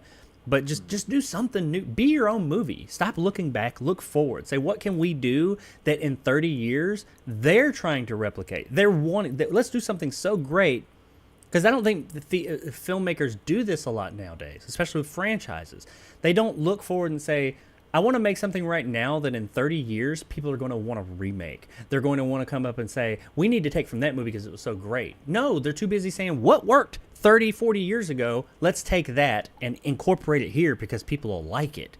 No, make something that people like on their own, something new and fresh. That's what people talk about. I mean, you could have member berries come back and people might talk about that, but the things that really blow people away are the all new things, the things that are new and fresh, and people are like, holy shit, that was awesome. Casino Royale. Yeah, I mean, it's based on a book, but you know what I mean. I mean, like I said, make him a pet detective. Do something new. That would be very new, but no, that's overall. I know that doesn't really answer the question as to who's going to be what and all this and what the villain. I mean, I think as far as like the villain, I don't want them to dive too deep into current, and James Bond has always been a thing of its time, but they balanced it out really well of being very dealing with the times but being timeless at the same time. I mean, some of them have been a bit more, ingrained in the time that they're made than others, but they've always done a pretty good job of not 100% replicating what's going on right now, being a message movie, but dealing with things that are going on in people's heads right now, fears that we have as a whole and whatnot. I'm okay. I'm okay with them doing that, whatever they pick to do. But Yeah. just don't make it just that. That's more like usually the background. Don't make it the foreground, and just make something new. I know that doesn't really answer the question, but that's where I'm at. I mean, I don't know. Yeah, I honestly, I'm not one of those people that is like a creative. Like I wouldn't even know where to start with James Bond, but I know from a fan point, you've been a James Bond fan way longer than I have. I didn't really start being a James Bond fan until I think the GoldenEye video game. So in that era, when that kind of Pierce Brosnan stuff. So Not the a good last movie, by two- the way, in my opinion. GoldenEye? But great. I think GoldenEye works on the level just because of Sean Bean. I think it's fine. Yeah. I think it's very dated, but it works because Sean Bean's such a good villain in that movie. So and he dies in the end. yeah. Shocker. Tomorrow Never Dies is Tomorrow Never Dies is Pierce Brosnan's best movie, I think. Tomorrow Never Dies is the one with Halle Berry, right? And Christmas Jones. No, that's the one with Terry Garr, and it's the one with the newspaper magnate, and it had Sheryl Crow did the song. Tomorrow Night. I thought that was the one with Denise Tomorrow Richards. Never Dies. No, that's World Is Not Enough. Yeah, that's The World Is Not Enough. You Yeah, know Tomorrow what? Night- I'm yeah, that it's- weird person. Everybody hates that movie. It's ridiculous. The only thing I the only enjoy thing it. good about it is fucking Robert Carlyle and maybe Sophia, whatever her name is. It's so stupid, and just it leans into that old James Bond, like the corny, campy James Bond, that I was able to like it. I don't think it shouldn't have come out when it did. That's not the vibe people are going for. But Yeah. either way, what do you guys think in the comments below? Where should James Bond go from here? He's at a new. They're ready to renew James Bond. Are they going to go should they go the role or the way of like gritty Daniel Craig-esque James Bond, or should they go back to like more campy James Bond, or do something all new? As far as the villain, who should it be? Get a little bit old, or all new, or what?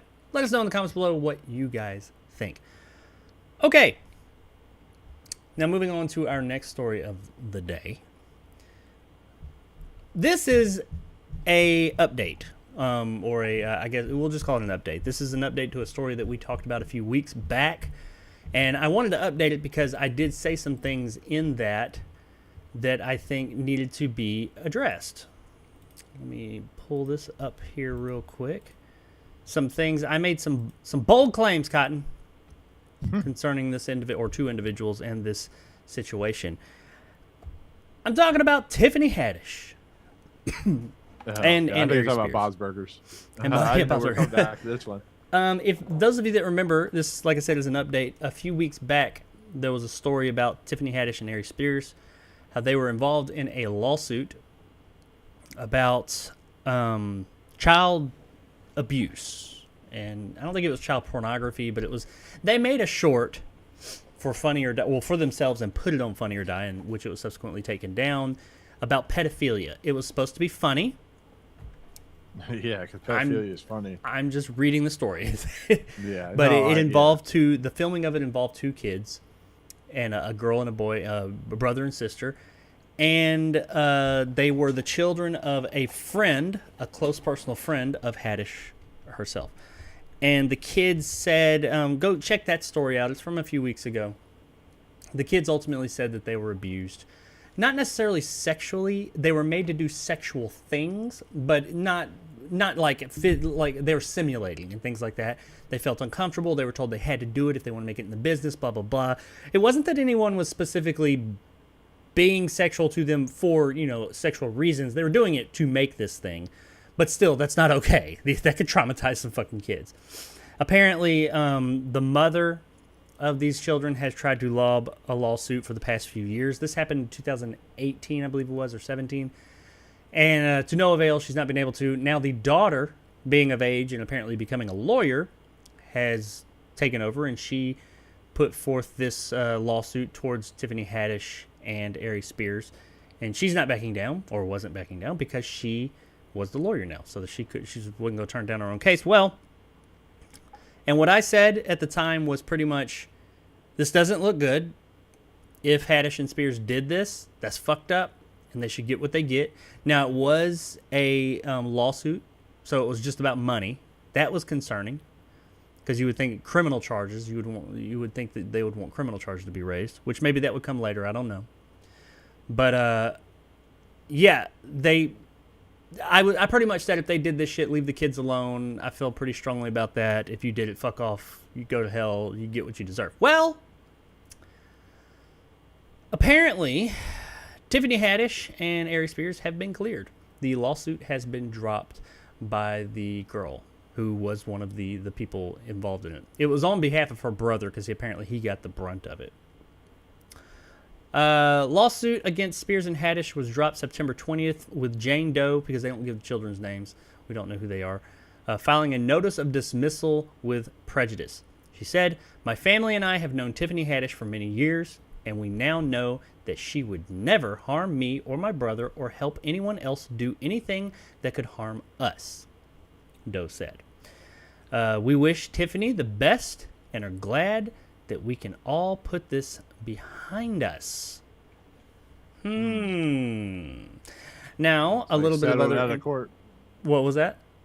Looks like settled out of court. Well, on that note, it does say that apparently in 2019, there was an out-of-court settlement from Haddish to the mother. So money has already transpired or transferred hands. It's an undisclosed enough. It says, per initial reports, the plaintiff's mother negotiated a settlement in 2019, but that agreement allegedly does not bind Haddish or the siblings. The mother was a former friend of Haddish and also part of the Los Angeles comedy scene. We don't know who this mother is. Well, actually, I heard that the names are out there, but thanks to this article and others I've read, they aren't putting them out there, and neither would I. That's not cool. But so money has been transferred. Money's been paid, but they still lobbed this against them. I guess the question is this. Okay, this is good. Clears their names. They didn't do it. Is it that simple, though? Is this a situation where money was paid? Hush money. Shut the fuck up. Here's some money. Move on. Let it go. Because it seemed they were vehement about this. They were attacking on all fronts, talking about how shitty these people were and how they did all these. And the things that they were claiming were... I don't see how you could think that that was them having your best interest at heart. The things that they were claiming being done, like the girl, apparently more came out that she was having to simulate fellatio and all this. This is a 14-year-old girl and a 7-year-old boy, by the way. Even though they're not making them do these acts, they're making them simulate them, taking their clothes off, Which putting is baby oil on. yeah, which is still illegal. I mean, Yeah, it doesn't matter if you're simulating or not. You're doing a sex act. That's what it. Yeah, There's no ifs, ands, and buts about it. Against their will, they were protesting, saying, Yeah. "I don't feel comfortable doing this." And according to them at the time, Haddish and Spears were telling them, "If you want to make it in this line of business, you got to learn to have tough skin and do this." Which is fucked up. These are kids. Stop fucking with kids. So, but now they've totally changed their tune and just dropping it and saying, "Oh, she'd never do anything to harm us." I don't know, man. It just, maybe they didn't. Maybe they were out for money and now they realized, oh shit, this is getting really big. We're not going to win this. Just let it go.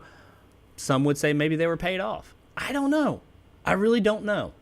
I guess I can only take the story at face value and say, I guess since she's been found not guilty, or not found, but since it's been dropped, it is what it is. She didn't do anything. Or they. It's Tiffany Haddish and Aries Spears. Something about it just sits a little wrong with me, and I'm not trying to vilify these people, because if they didn't do it, then shame on the people that are saying that they did. They can fuck off. Because either way, like I said last time, whichever side is lying or telling the truth, it centers around the boy. He's the one who's bearing the brunt of this. He is the one who is going to be scarred by this situation. That either A, it did happen and he's scarred because of that, or B, his family is dragging him through this situation. Either way, this kid's going to be scarred by all this. So it's fucked up on whoever is in the wrong here. You're fucked up. But as far as like why this was settled, I mean, like I said, I can only take this report at face value and say that I guess they just decided for whatever reason that their claims now they've been trying for years. They finally get an audience, and now they're like, oh, never mind. It sounds a little suspect, but who knows? Maybe it could be, like I said, that they just decided that, oh, we finally got it, and no, we can't do this. They're going to find us out. Who knows? What do you think, Nick? What's your initial thoughts on this? Well, that's why they say innocent until proven guilty. So, I mean, I Hollywood's a fucked up world, to be fairly honest, and I have no idea if it's one of those things where, you know, you've heard a lot of horror stories and sometimes it doesn't turn out to be real. But you said this video was put up on Funny or Die and take it down, so obviously this happened, which doesn't make it right. I will say the things that were being done were I haven't seen it, but from what I understand, it was all simulated, and it wasn't like I didn't know about the fellatio thing. I just read that here, but it was mostly what they focused on before was like the little boy was in his underwear, and like it was a guy like looking at him comedically through like eye holes in newspaper, and there was a part where he was rubbing baby oil on the little boy's back, and the little boy was doing it to him, I guess, and things like that, where they weren't like whipping stuff out and inserting or anything like that. I don't think. But it was making and if the kids were of a mind and of an age where they could understand, oh, this is comedy or whatever, it's still very bad taste, and I wouldn't have done it. But if they were on board and they were cool with it, and it wasn't damaging them, and we were putting the kids first and thinking, you know, let's think about their mental state, fine. But the kids were saying, according to the plaintiffs, last time we covered the story, that they were uncomfortable with this. And they, on multiple occasions during this time, were saying, I don't feel comfortable doing that. I don't want to do it. And they were more or less forced to. They were told, you have to. This is what you got to do. That's the part that really, I mean, it's fucked up either way. But taking this situation and forcing them to do it when they don't feel comfortable with it, that is where the hard line is. The other lines you could say, I feel like that's a line I wouldn't cross. Some people might cross, blah, blah, blah, blah, blah. That hard line right there is that they said no, and you pushed them to do it. That's where the abusive part comes in. Yeah. But fucking Hollywood, man, I'm telling you. They dropped the case, though. I just found it odd because, I mean, I don't know how much of this you remember when we talked about it a few weeks ago. They said a lot, man. They were just like, no, this happened about. They were hardcore on it. And if that happened to my brother or sister, I would feel the way that she did. And I'm not saying this did or did not happen. Just like last time, I don't know. I wasn't there, and no court ruling has been made. No evidence, all that. It's just hearsay at this point. And that's all it will ever be, apparently. It's weird when somebody is being that hardcore about it, and then they just totally change directions. And nothing is given. It's just, oh, no, she wouldn't do that. Then what? Were you fucking bullshitting? Somebody needs to call you on your shit and say you were just out for a paycheck. I don't know. It's just something's missing. There's a part of this puzzle missing. What made you change your mind just like that? That's the part that I'm like, it's either A, you got paid off, or B, you realized, oh shit, I'm finally getting traction here, and I can't back this shit up because I'm full of shit. So it's just weird to me, man. It's just weird. As a result of all this, I guess no shock, Tiffany Haddish has come forward and said, despite the child abuse lawsuit being dropped, which it was just dropped, against Tiffany Haddish and Spears, the Girls Trip star says she's straight out of work. All my gigs gone. Everything's gone. Haddish told TMZ, I don't have no job, bro. She apparently has some stuff coming up that's already shot and already in the can. But beyond that, she ain't got nothing. So she was more or less effectively canceled. And I get it. You were labeled, at least for a time, for lack of a better word, a pedophile. So studios didn't want nothing to do with you. You know? I get that. I mean, look at the shit Johnny Depp went through. You know, it's just like he was not a pedophile, but he went through a lot of shit. So I mean, if you're a pedophile, you're not gonna get work. I'm telling you that much right now. Yeah, there's no way to make that right. But yeah, I think that something else this illustrates. Now, like I said, we're just going to go with that she did not do these things, I guess. Man, there's something missing in that story, though. And I'm not saying that it makes her guilty. I'm just saying what made them change their minds like that. But either way, it's neither here nor there. We'll never know.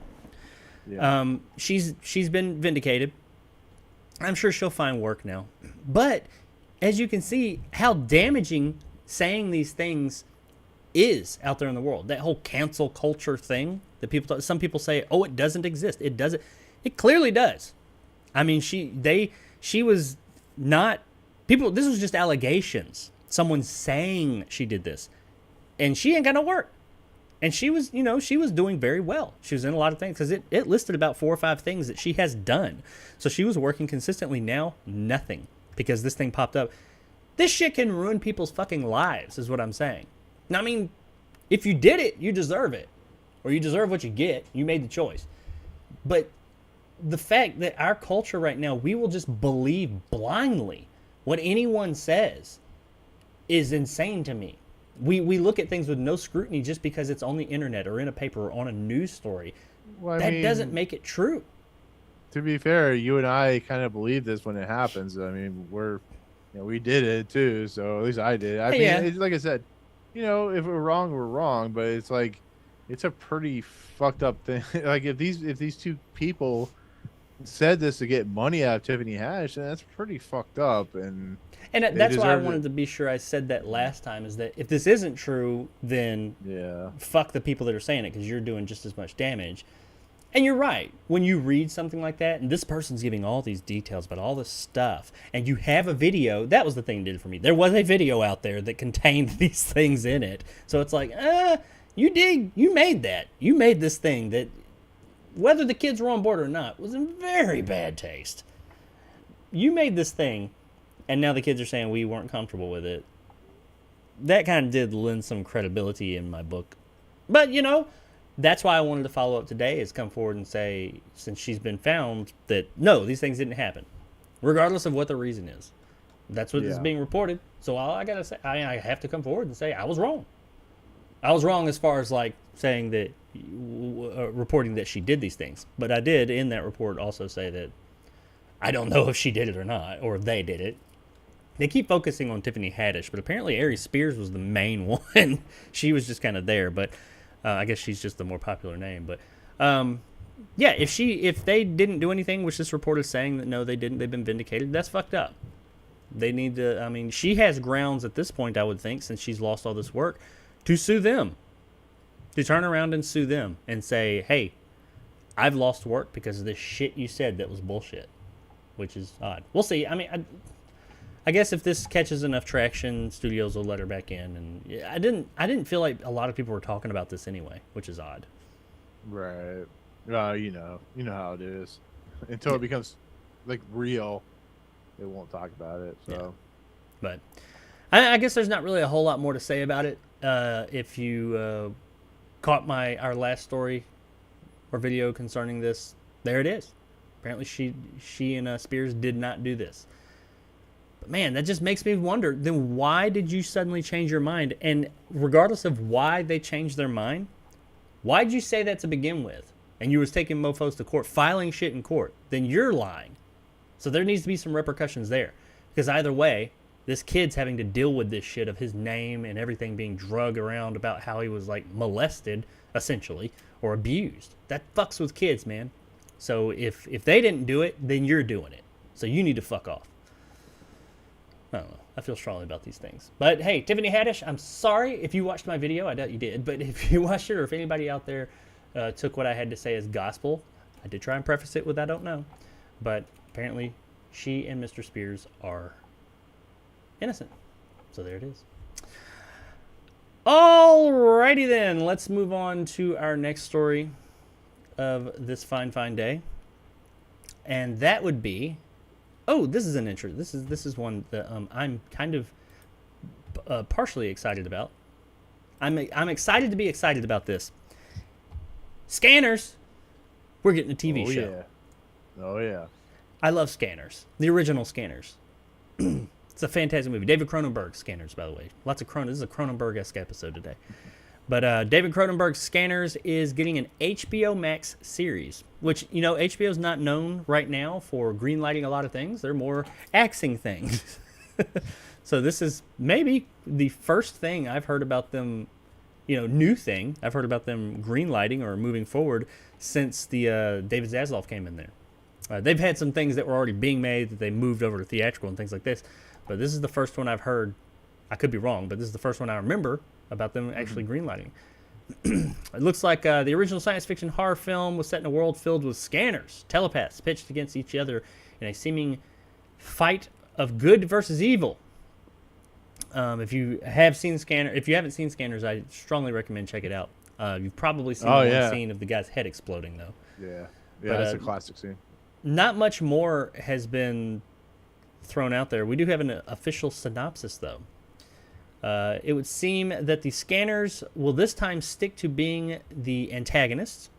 They are described as relentless agents with unimaginable powers who hunt down two women living on the fringes of modern society, upon whom the series is centered. The women must learn to work together to topple a vast conspiracy determined to bring them to heel. I'm going to assume the two women are Scanners, because why else would the Scanners be going after them? I don't know. Unless the women are mothers of the Scanners, knowing what I know about Scanner lore. I don't know. That's all they really gave us. We don't have much else. I doubt Michael Ironside will be returning, which he wasn't the main character, but he was probably the most known person in the movie.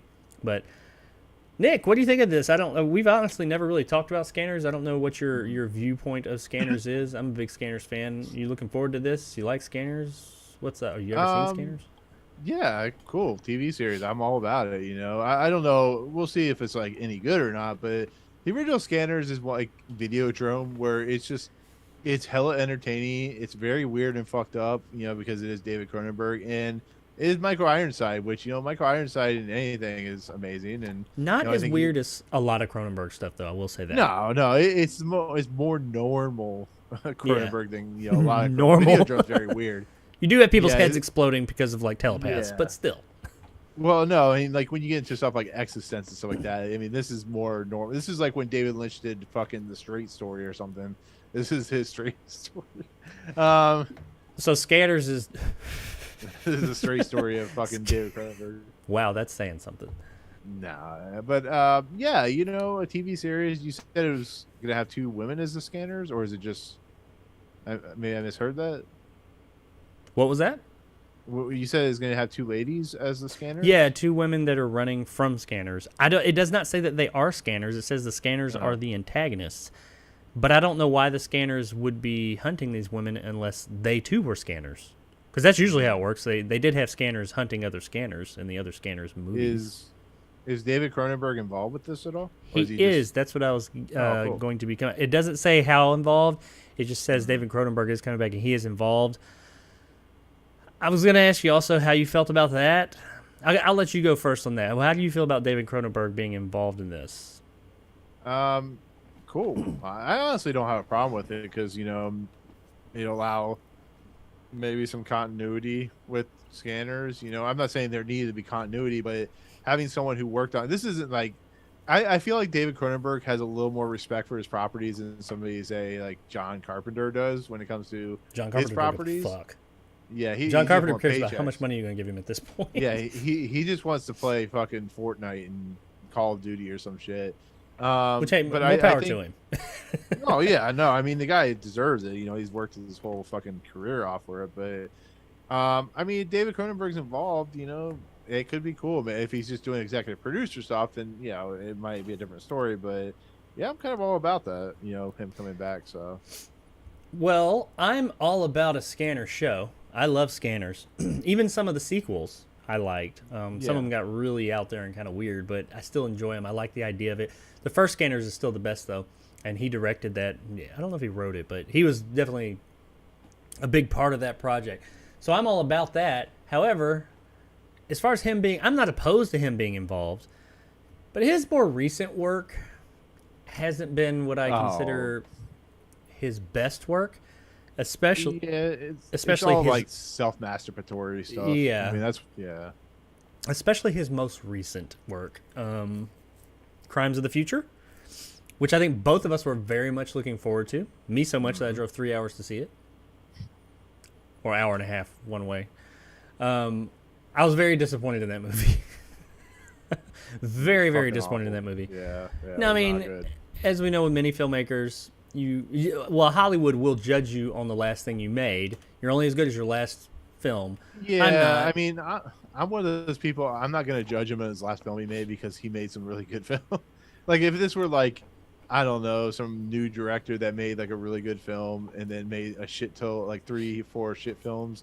Yeah, I'm gonna start. But I'm always gonna give him a second, especially if they made a really good first film or maybe a good second film. I'm always gonna give them the benefit of the doubt. Like James Mangold, I'll give the benefit of the doubt until he makes a shitty Well, film. So. Yeah, but Cronenberg he's had a few recently. He had Crimes of the Future. What was before that? I didn't see the one before that. Oh, he had like Maps of the Stars. Yeah. And he had like the. Oh, no, he didn't. Did he do the one with Cosmopolitan? I think I hated that movie. Cosmopolis and Cosmopolitan. Yeah. I hated it. The Pattinson movie, and I like him, and I liked Cronenberg, but I hated that movie. I didn't see Maps to the Stars, whatever it was. You said it wasn't very good.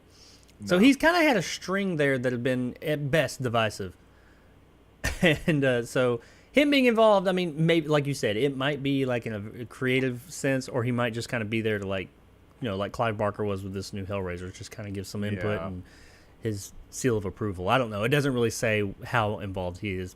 They just say we're getting the show, and that's what it's going to be about. Scanners chasing after two women. The women would either have to be scanners or have to be women that had scanners, because that's where scanners came from. Experimental scanners drug. like the one scanner was after Michael Ironside, wasn't he? Michael Ironside was the bad scanner. He was after the good scanner. Yeah, but then they bring someone that was a scanner on to chase after. It's been a while since I've seen the movie, but yeah, he was the one who was chasing after the good scanner. The good scanner was, I can't remember the name of the guy who played him. It's probably in this article somewhere. Stephen Lack. Yeah. And Jennifer O'Neill, they were on the run from Michael Ironside. He was the big corporate scanner who was like the scanner assassin, if you will. And Stephen Lack was the guy who started out. He was homeless in the beginning, and he just he stayed away from cities because he heard everybody's thoughts and all that. So, so I mean, beyond that short synopsis, who knows where this is going? But I am excited. I mean, I like the idea of scanners. I've always thought it was a pretty cool idea of these people that could take people out and assassinate them from afar using telepathy. I wish Michael Ironside would come back just so we could see his scanner face, where he sits there and he died in Scanners, so he's not coming back unless he came back. And this is not a sequel. I think it's going to be its own thing. Maybe if he came back as a cameo, that'd be cool. Just so I want to see the Michael Ironside doing the scanning, his face where he go. It's like a great scene, but it's such a weird scene because it's like they bring this guy as telepathy that can like literally explode your head, like explode whatever, and he's doing all this, and like everybody's just calmly watching, and then as soon as it explodes, it's just like everybody's like, "Oh my god!" It's like, well, what's funny about the scene is that scene that we're talking, the scene most people have seen is in the beginning of the movie, and you have the guy who's, I can't remember, the target or whatever. He's on stage. There's a small stage, and he's talking. The guy with glasses. We've seen the head exploding thing. And he's talking, and Michael Ironside is in the audience, and he makes the guy's head explode. Now, it doesn't just happen like, me, and their head explodes. He's got to, work up to it. But he's in this audience, and it's like nobody notices this guy, sitting here going, doing all this, and he's just sitting amongst everybody else. And that's what I found funny about it, is because he's being very animated about it. The guy's head explodes, and then he walks out and just walks out. It's great. I want more of that. But it worked for the movie. But yeah, Scanners, the show, coming to HBO Max, so we know that it's going to be able to be just as gory and gruesome as the original Scanners was. Could be awesome. I'm looking forward to it. I'm gonna stay excited for this until I see more about it. If they do it right, it could be really interesting and really cool. Because the whole idea of them, too, I could see how it could lend itself well to a series of just having all these different, the scanners chasing after other scanners or vice versa. So I'm excited about this. I think it looks pretty good. And I mean, it sounds pretty good. But we'll see where it goes when we don't really have any other people involved with it as far as what they've released. So it's still very early. It'll probably be a year before we really hear any concrete details about this moving forward. So, but hey, Scanners is coming. If you like Scanners, you're getting more Scanners on HBO Max. You better subscribe to the Max. And let us know in the comments below if you're a Scanners fan, if you're looking forward to this. Alrighty. As we move along here today, we have, speaking of old properties, not as old as Scanners, but old properties coming back. Cloverfield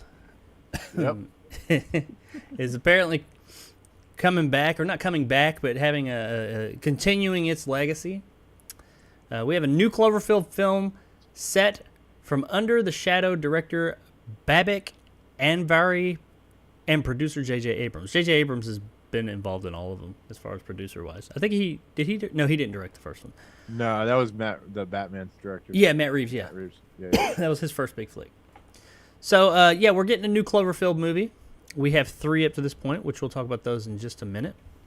But according to the reports, the apocalyptic world of Cloverfield is expanding. A yet untitled sequel was announced by Paramount Pictures, as first reported by Deadline, with BAFTA winner Babak Anvari set to direct. Screenwriter Joe Barton, The Lazarus Project, is penning the script. Original Cloverfield director Matt Reeves, who went on to helm The Batman, is serving as an executive producer, with J.J. Abrams producing from Bad Robot, along with Hannah Mangola and John Cohen. Brian Burke and Cloverfield screenwriter Drew Goddard will also executive produce. And that's really all we know about it. It's just we're getting in. Cloverfield is continuing.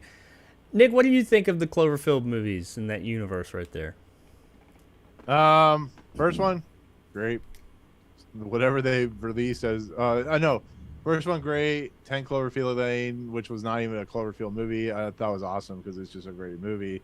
Whatever they released, like the night of the Super Bowl, that nonsense of the Paradox movie. The Cloverfield Paradox, yeah. Yeah, that shit was awful. But, you know, J.J. Abrams is coming back, probably a producer. I don't know. I thought I saw this article and I'm like, you know, it's cool. Maybe they'll kind of stick back to the the original. But Cloverfield seemed like such a cool idea for a universe and like a cinematic universe, and they just kind of went in weird places or took movies that had already been made and like you're sticking a Cloverfield name on this, and it's like. Well, that was kind of what their thing was. They said Abrams with the whole 10 Cloverfield Lane. That wasn't a Cloverfield movie originally. It was a different screenplay, and they worked Cloverfield into it, and it worked well. Yeah.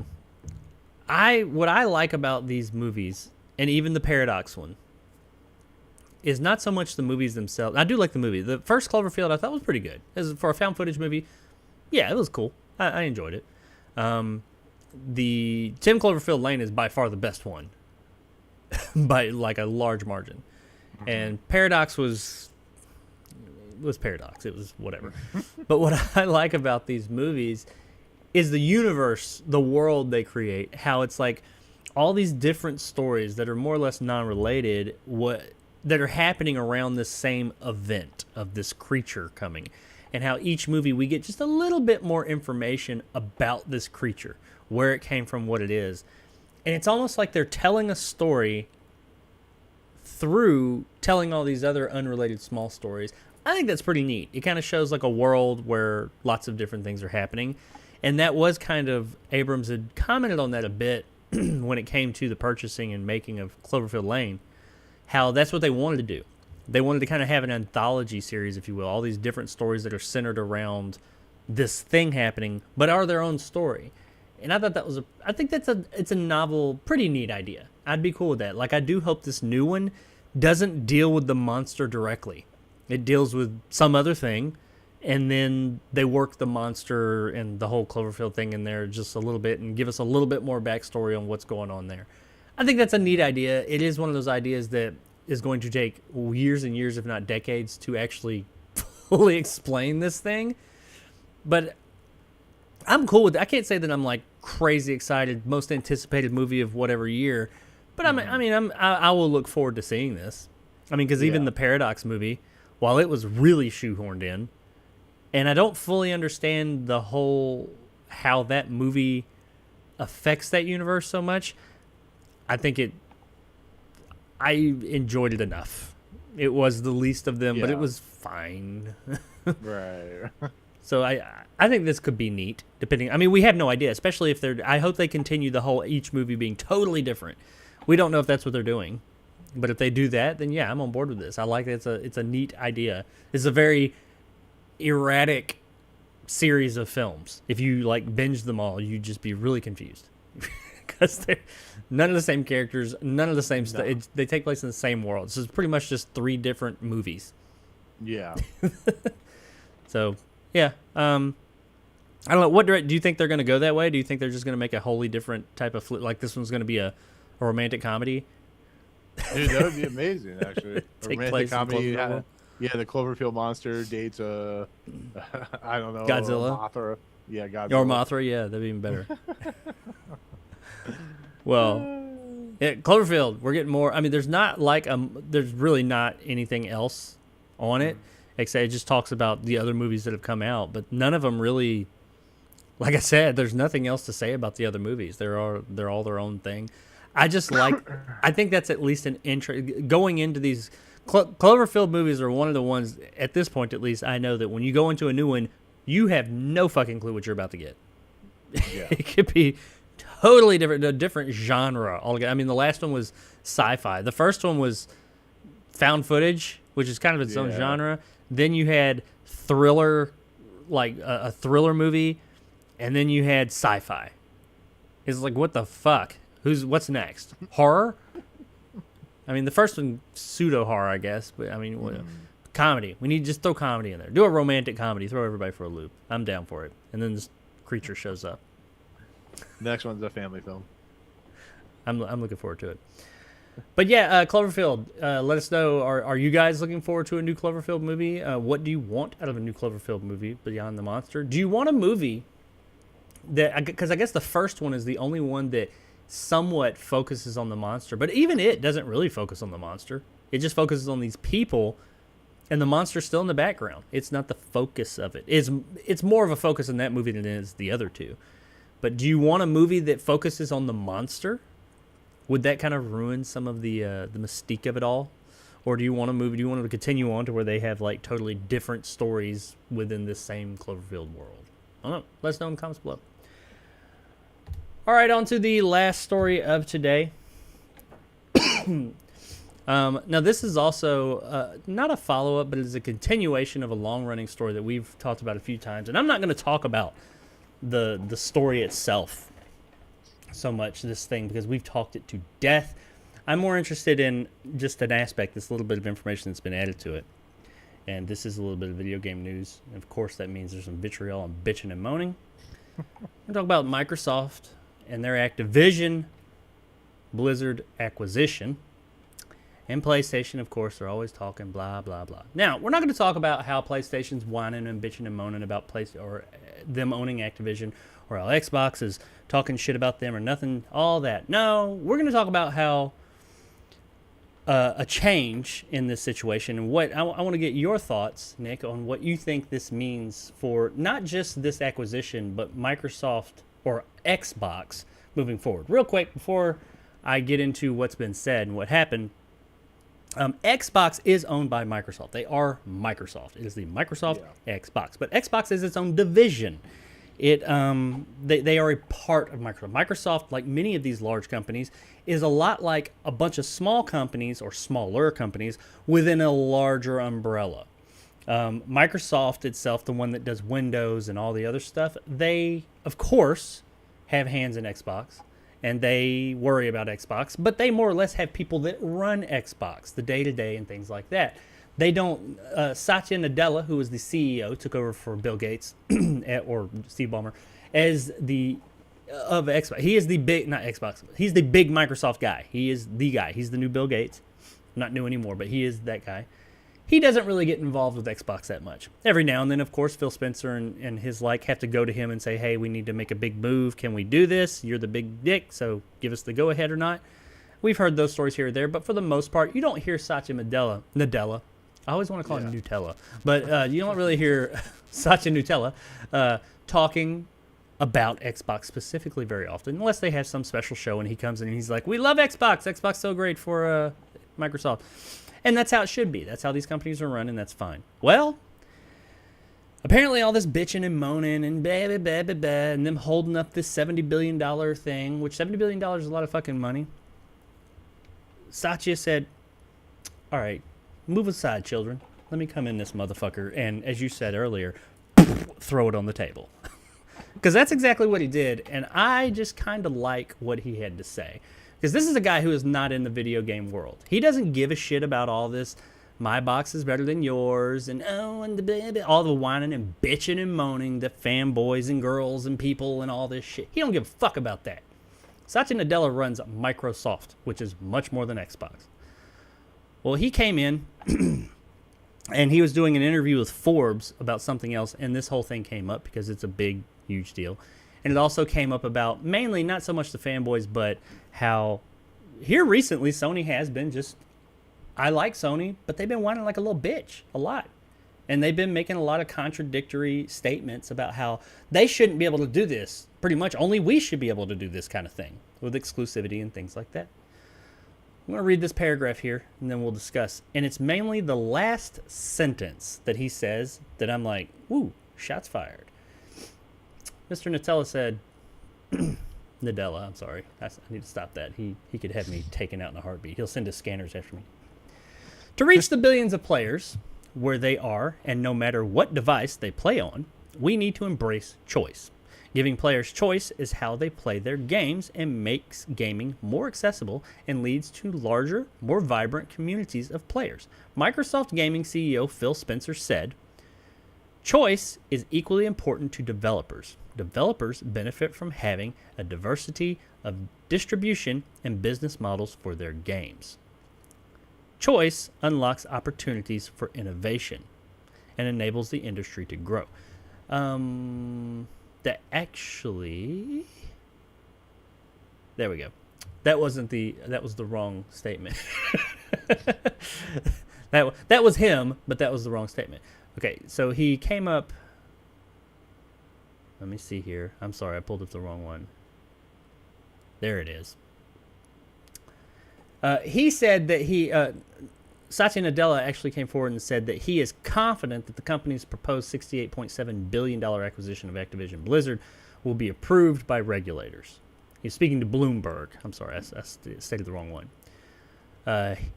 Nadella said it's understandable that an acquisition of this size, the biggest ever for Microsoft and one of the largest in history across the technology space, would go through scrutiny.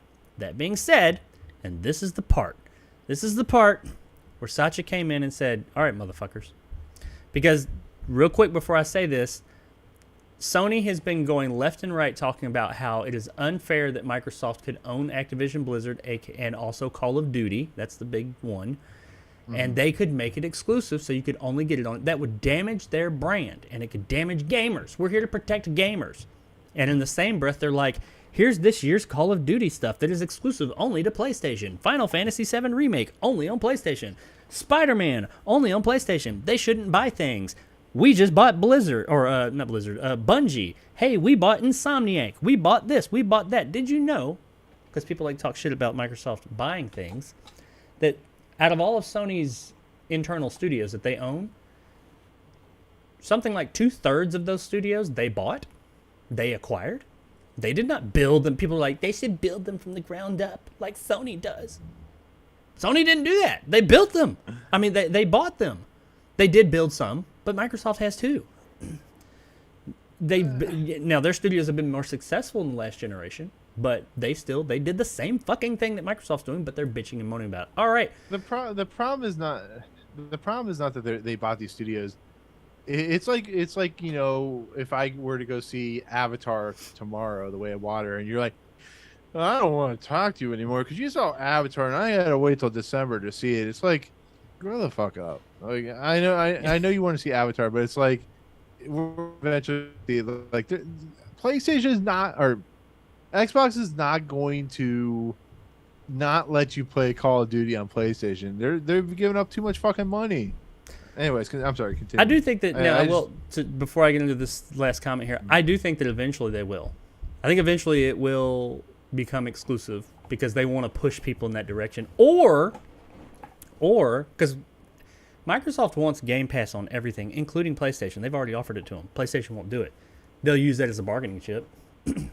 Yeah. They'll tell them, then we get Game Pass on PlayStation. And PlayStation will be like, fuck. But anyway, so after all that I said that Mr. Nadella said, he went on to say, that being said, Microsoft is very, very confident that this will come out, as he put it. It'll go through. And the executive went on to point out that Microsoft is not the biggest player in gaming. He estimated that Microsoft is number 4 or number 5 player in the space, with Sony being the first. And then he says, so this is about competition. Then let us have competition. Let them fight. He came in like fucking Godzilla, and he did. If you watch the little thing of him saying it, he's just straight up like, I mean, you preach competition all the time. You talk about how we should do this and everybody needs to compete and everybody needs to do better and, oh, we need competition? Then let's fucking compete, bitch. Let's have competition. Now, some people just say, oh, that's just, a sentence. It's just shots fired, things like that, blah, blah, blah. And it is. However, what I'll say is interesting about this is that they've poked the dragon, if you will. They've poked the bear. Because before, it was Phil Spencer who they were dealing with. He's the head of Xbox. He runs all of that. And he was reporting to Nadella. He was like, yeah, this is going on. And he was like, okay. They have their meetings, I'm sure, and all that with all the different heads. Now, Nadella has decided to come and take more of a role in this situation. How big, I don't know. But he's commenting on the stuff. He's coming in there. He's talking about it.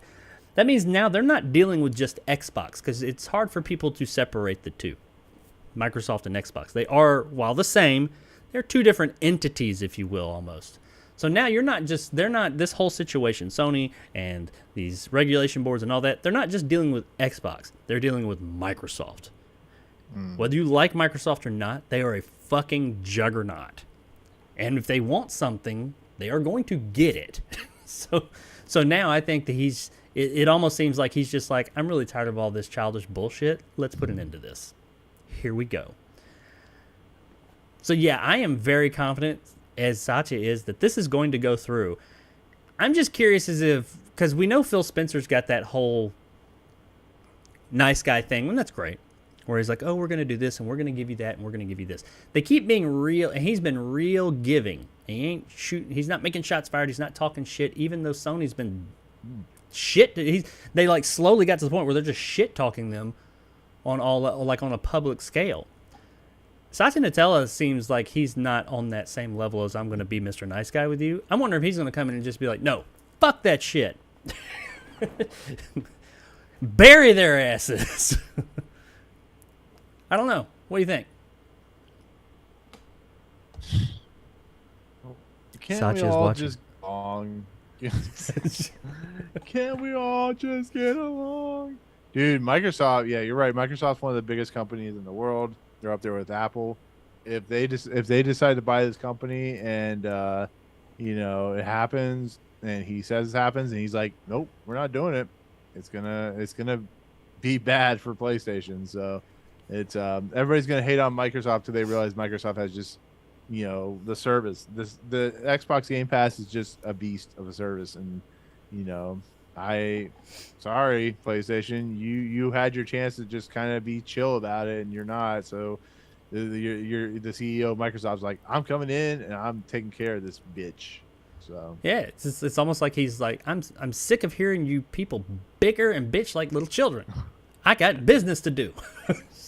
I got things to take care of. I Put got it into this children to shit. feed.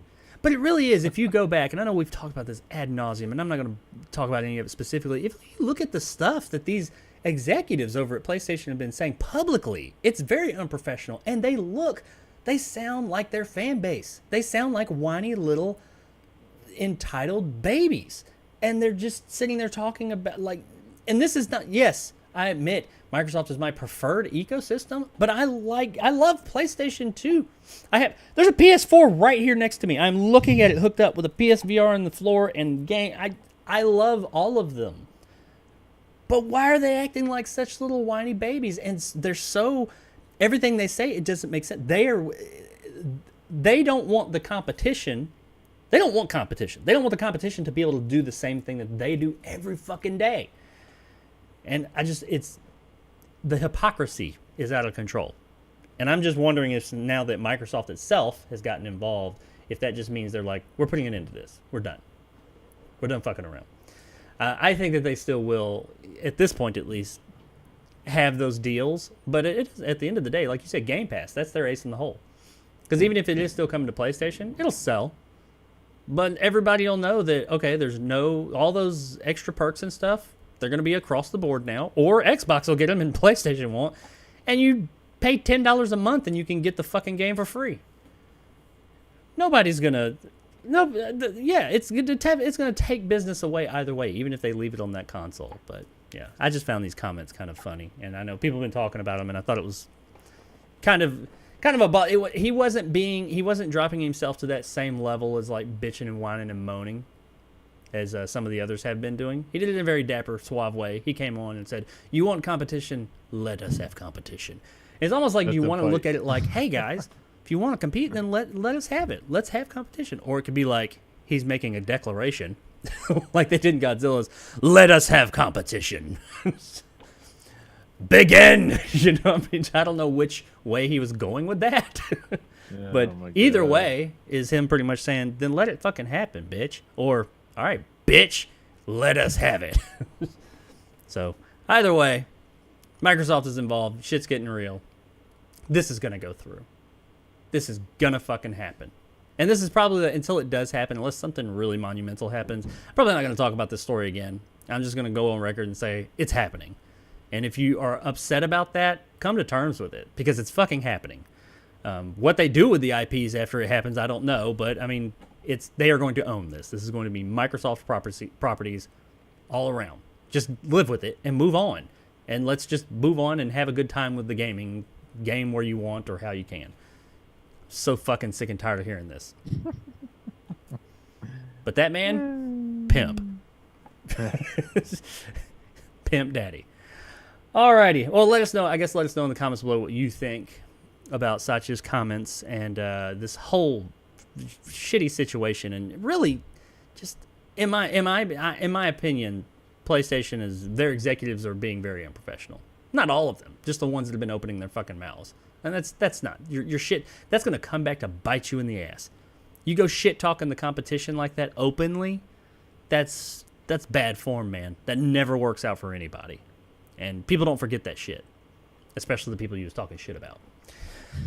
But let us know in the comments below what you guys think, and if you're upset or happy about this whole Microsoft acquiring situation.